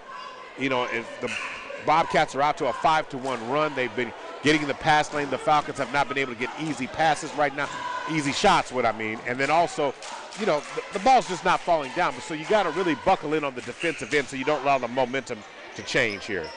Yeah, no, you're right. You're right. And you know, I think this is the time, quite honestly, where Millwood should really take their time offensively, get a great possession, work the ball in, rotate the ball, try to get the right angles, get the ball into the low post, stop settling for the outside three-point jump shot. Creighton Liberty's pass is stolen that time by Seneca Davis. And now going to work with a nice pass into James Reed, and James Reed with the power game finishes right there on the inside as he comes in the game this time. See, this is the kind of set, this is where, you know, again, this is the style of play that I think the Falcons really need to perfect. Good rebound by Law. And Kobe Law gets the miss. Yep. Picks up the trash and then scores. Yep. Ball got in on the block to Strong. He drop step and went up to the right-hand side, and Law was on the opposite side to rebound. James Reed with a nice shovel pass into Keelan Johnson. It's going to end up being a jump ball situation. Carlos Strong hitting the floor. Got his hands in there on the ball, tried to rip it away from the Star Spencer offensive player, but they got the tie ball and got the possession. So now it looks like that it's going to be Star Spencer ball.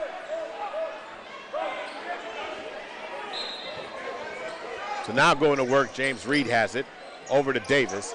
Davis throws it to Yazzie in the corner, and Yazzie for three again. He's a great outside shooter, Yes, he is. That's his 9th point of the night and his 2nd three-pointer of the quarter. Oh, Kobe nice. Law with the beautiful feed on the inside by Nickens. Yep. He cannot finish. Now, that's exactly what you want. You want that penetration, and you want that dish down there. Stolen by Nickens. And then Nickens comes up with the steal on the play there as he takes it away from James Reed. Kobe Law. There you go. With a nice. Great feed from Law. Got the ball in the box, and then he stopped, let his man on the flyby, and then he scored it. Yep. Nickens on the assist, points by Law. Ball's down the low. James Reed is hit by Carlos Strong as he was fouled on the floor. Yeah, Reed did a good job of giving that head and shoulder fake, getting Strong up off the floor. Now Strong needs to stay on the floor. He contest the shots with his hands. Ricky Hunt comes in. Carlos Strong out. Kobe Law comes. Okay, Law stays in. So Nickens comes out and Jalen Dillard comes out. And so we got William Mays. Oh, wow. And Chance Davis. Strong move by Reed. James Reed again under the cylinder, and you can't stop him when he gets there. Kobe Law above the circle gets it over to Creighton Liberty on the left wing. Liberty drives inside. He's at the free throw line, passed up the shot. And Chance Davis shoots the three-point shot, and the putback is good off the miss by William Mays. No, deflected by Hunt. And then Davis gets another chance at the basket, and he scores that easy basket. Assist by Liberty. And Liberty had the steal.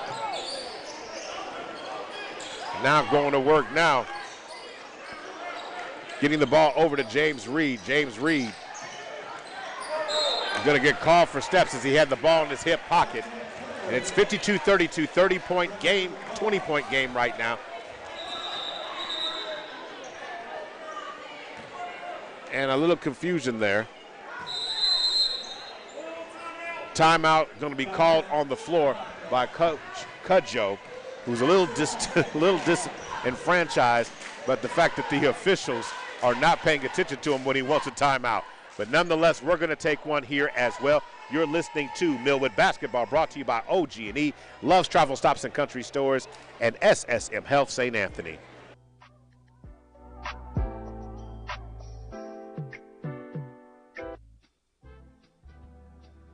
So hey there, that's me, Butter, playing my song Calling Dick Tracy.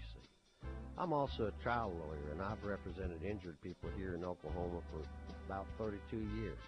I've tried over 100 jury cases, premises liability, car wrecks, truck wrecks, wrongful death. If you've been injured, you need a lawyer that knows their way around the courtroom. So call me at our law firm,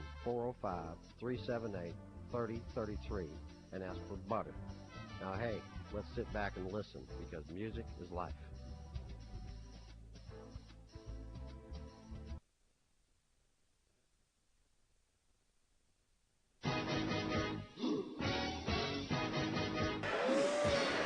All right, back to live action in the third quarter, 2:43 to go. 20-point game is Millwood all over Star Spencer right now. Creighton Liberty comes across the timeline now, setting up the offense for the Falcons.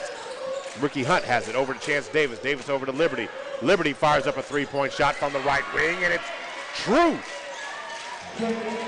Going old school on you there. Boom goes the dynamite. Nice ball rotation. Liberty was sitting out there on the wings just waiting to square up and take the shot. 55-32, 2:17 to go.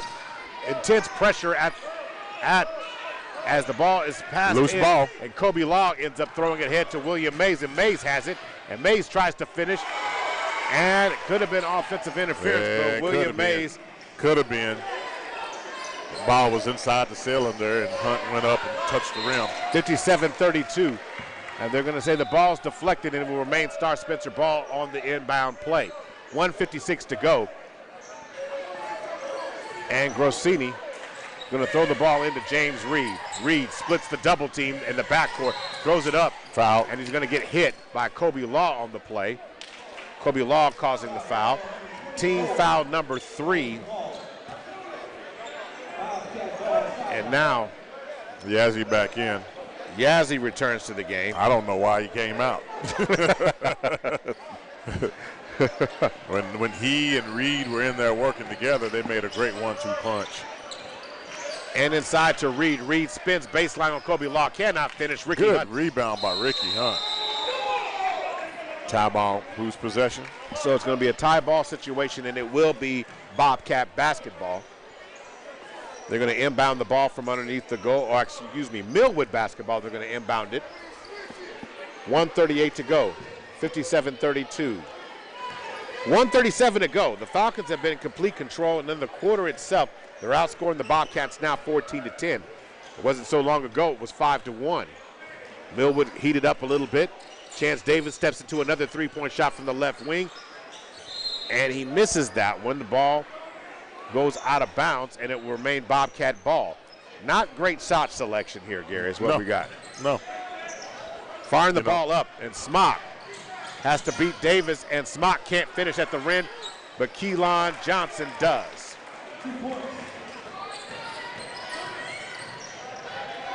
So now Falcons have it over to Kobe Law. Kobe Law fires up a three-point shot.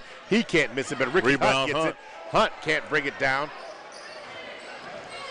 And now it's going to end up in the hands of Seneca Davis and the Bobcats. Oh, he won't. And James Reed's pass is deflected and goes out of bounds. Yeah. 57-34. And the Star Spencer faithful here saying if he looked like he walked, they said they didn't see it. You shouldn't either. All right, going to work now is James Reed has it. The ball's knocked out of his hand and it will remain Bobcat basketball. And he said he got hit. James Davis is telling the official that he got hit on the hand by Kobe Law. Throwing it in, James Reed has it, and he spins inside, but he can't spin. And they're going to catch Kobe Law with getting him no space to operate. Well, I mean, Kobe Law standing there with his hands up.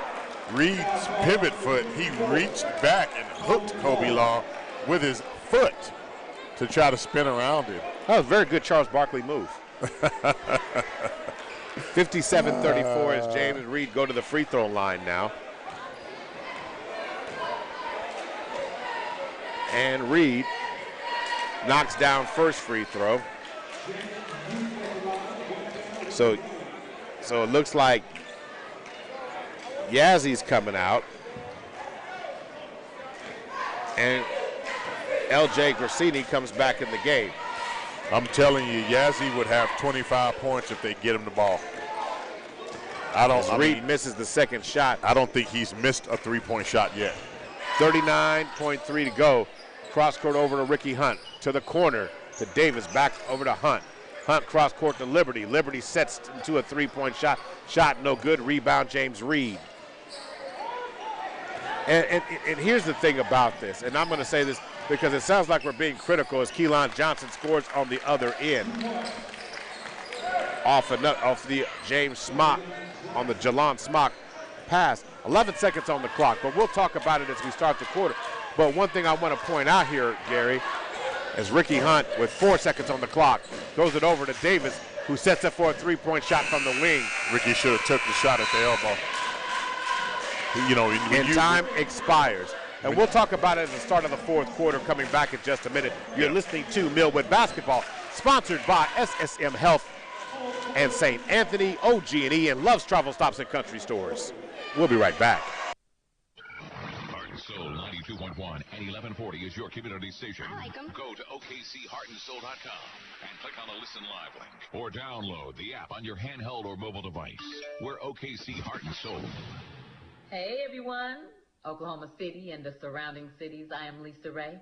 You may have seen me in one of my all-time favorite roles, playing Diamond in Players Club, yay, yay, TV, Single Ladies, and my new film, For the Love of Money, filmed right there in OKC. I'm inviting you to the Women of Color Expo of Oklahoma City Awards Luncheon. It's on Saturday, March 19th at noon at the Embassy Suites Hotel in downtown. It's going to be exciting and lots to do and people to see. So I encourage you to get your tickets now, and I'll see you there.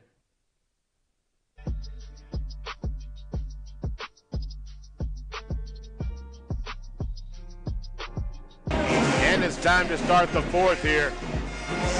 Carlos Strong, Jaden Nickens returns to the game, and it looks like Kobe Law is going to get a breather. We're going to see first action tonight from Mason Turner tonight. And Jalen Dillard returns back to the game as we get ready to start the fourth quarter here. What I was going to say here is the Falcons tonight, Gary, have hoisted up 28 three-point shots. It's not even 7 a quarter. It's more than that. But it's not championship basketball for them. No, it's not. You can play this game, against Star Spencer, but you're not going to be able to play this game, when you're playing against Community Christian and some of the other schools, the Heritage Halls. That's the teams that play that style of play. And if they got a true big, that could be a challenge. Smock gets it inside on a nice bounce pass from James Reed, and he scores. 57-39, 7:31 left to go in the game. And Mason Turner looks at a three-point shot, and he shoots, and hot off the bench, he drops a three in off the Jaden Nickens assist. 60-39. And it's been all Falcons tonight. Not all of it has been as James Reed, nice step into the lane and turning on Nickens and posting him up as he scores the ball there. So 60-41. So now Dillard throws it cross court over to Nickens. Nickens on the left wing, and Nickens deep, standing on the array of Spears as he drained that one. Nice assist on the play from Ricky Hunt. Smock now has it. Bounce pass inside is rejected, and he comes back out. And Versini throws it over to Keelan Johnson. Back over to Grossolini. And he fires up a deep three-point shot, no good. Rebound by Nickens. And Nickens throws it to the corner. Mason Turner for three again. And Turner's three-point shot is no good. Nickens went right through the lane and pushed that ball out for a three-point shot. He could have easily laid that ball up himself. And James Reed on a nice pass to a cutting L.J. Grossolini for two for Star Spencer. James Reed has had a really solid game, although he only has 7 points. Nickens from the Spears logo again.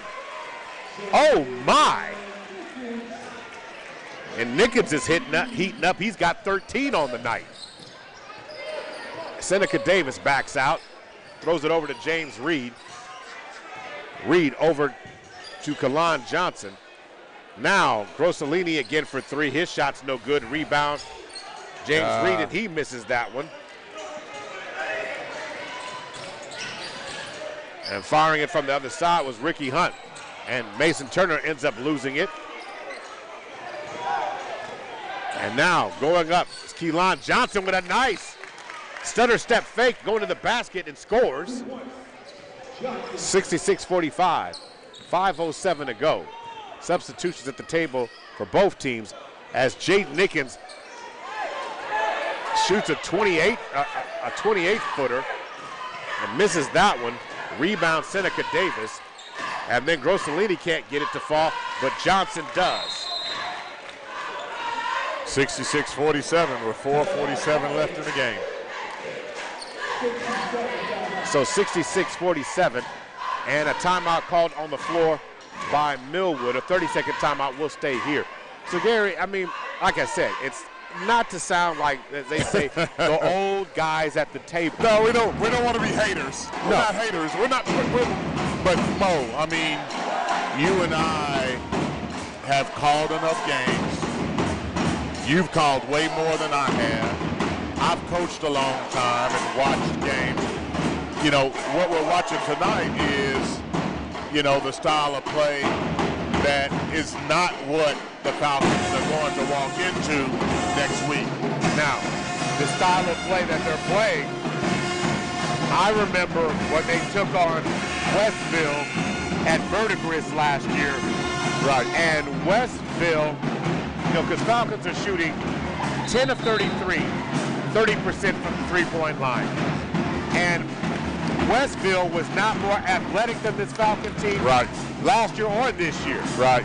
But what they could do was work the ball around and shoot it. Yep. And the Falcons got into a back and forth with them. The next thing you know, they turned around and found themselves down double digits. Yep. As Nickens fires another three and nails it from the corner. I mean, yeah, you're right, Mo, because here's the thing. When you get to the area and district and all of that that's going to get into a half-court game, and they're going to slow that game way down. The shot totals for those games are going to come. I mean, I don't know how many shots have been taken total for this entire game. I'm willing to bet you, 80? But you're not going to see that kind of shot total. It's going to be like 60. It's going to be like. Okay, a technical foul has been issued against Jaden Nickens after the three-point shot, celebrating, and they call that taunting. So now it's going to send on the other end of the floor. Is going to send Ashton Yazzie, who's checked in the game right now, in the game to go ahead and shoot some free throws here. And I'm trying to see, he's in. Okay, Smock is set to return into the game. But Yazzie missed the first free throw. And then second free throw, he front rims that one. Now he's probably the best shooter, three-point shooter on this floor.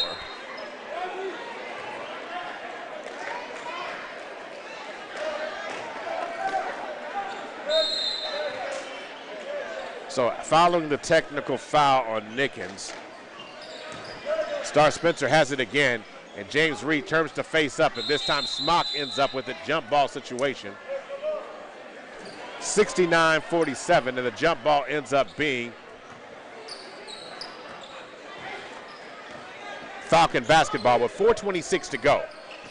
Jade Nickens comes across the timeline now, and according to the official, he was pointing, and it looked like he was pointing at a player.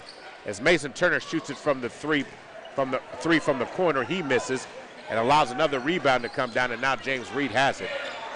And Reed misses it, and now Nickens goes behind the back, throws it up high, and Ricky Hupp was going to punch it, and now L.J. Grossini ends up with it and fires it to the corner, and Ashton Yazzie wasn't ready for it. He's going to lose the ball out of bounds. But when we say winning basketball, talking about Westville last year, and Westville, again, was a team that was not more athletic than the Falcons. They just shoot the ball really well. Right. This score is not the same. Yep. In a game against a team that is well, and I'm not going to say well coached because that sounds like I'm being insulting. What I'm saying here, to a team that is playing well, that is hitting its shots. It's just an effect, and a fact of the matter is you won't be able to win games like that in the tournament. On the other end of the floor, there's a foul called as they score the basket down on Keelan Johnson, who scores it on the other end.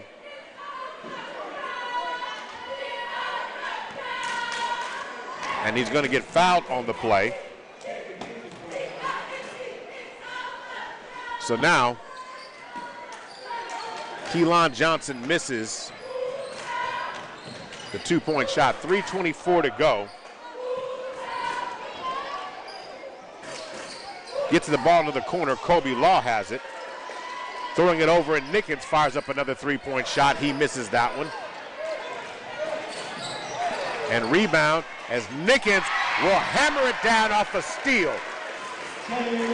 Nickens comes away with the steal, of turnover on the play, and then gets the slam on the answer play. Smock now has it over to Reed, 2:54 to go. James Reed behind his back, and the ball's going to be stolen by Kobe Law. And Ricky Hunt cannot finish, tries to dunk it, and James Reed now has it, and he works himself inside and then scores. Nice play in the box by James Reed. 71-51, 2.5 to go. Nickens going to get it over to Jalen Dillard. Dillard fires it inside to Kobe Law, and nobody's there. And Coach Cudjoe is just disgusted after that one. Yeah. Because, I mean, Kobe Law was wide open. And James Reed comes back on the other end of the floor. Strong to the basket, he can't finish. The ball's knocked out of the hands of Dillard, and Grossolini scores. LJ gets the 2 points after that as a timeout called on the floor. So a full timeout on the floor here by the Bobcats. 73-53 is the score right now. We're going to take a timeout. We'll be right back. You're listening to Millwood Basketball, sponsored by OG&E, Love's Travel Stops and Country Stores, and SSM Health St. Anthony.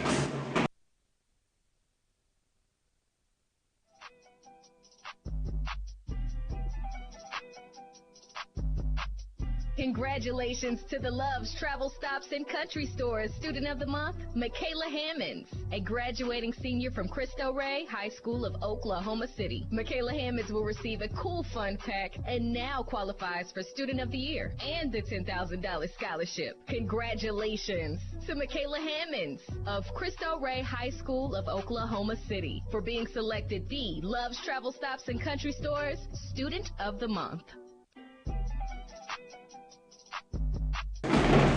All right, back to live action. 2 minutes to go in the contest on this one. Substitutions on the floor for the Falcons as Creighton Liberty comes back in. So it's Ricky Hunt, Jalen Dillard, Mason Turner, Kobe Law, and a three-point shot. So Jalen Dillard knocks down another three-point shot. Going to call a turnover on the floor there.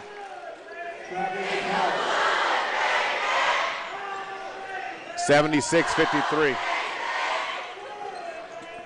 1:40 to go. 76-53. Turnover on that last play. Possession for the Bobcats.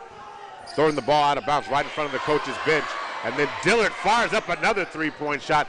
Hits the front rim. It's no good. Yeah, air ball on that one. Yeah, with a minute 32, you know, the game is kind of gone lax a little bit. Oh yeah, we're formidable basketball. Yeah, yeah, and this it's kind of over. Yeah, this is pickup now. So now James Reed powers to the inside and he takes it through the chest of Kobe Law. So a foul called on the play by Kobe Law. But I do like the fact that Reed continues to play hard. You know, he continues to rebound hard, play good defense.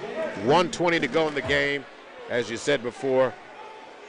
But you can't necessarily say that about everybody. Reed, first free throw he misses. On the night, James Reed has 9 points, 4 rebounds, 11 rebounds, and 4 assists. And he misses the second free throw, misses that opportunity on that possession to get it, as Dillard ends up with the rebound. And then Mason Turner fires up a three-point shot, no good. Rebound again, James Reed, who fires it inside, too much pepper on it. I mean, he's a big old boy. He can fire a fast pass in there. And Turner drives to the basket, and nothing doing for him on the twos there. And James Reed pulls it down. 50 seconds to go in the contest.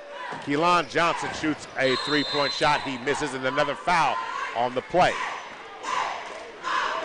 Rebound by Grossolini. So now Smock going to the line.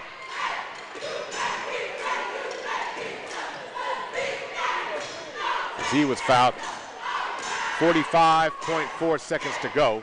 76-53. Smock shoots his first free throw. He misses that one. 45.4 seconds to go. And James Reed's night appears to be over.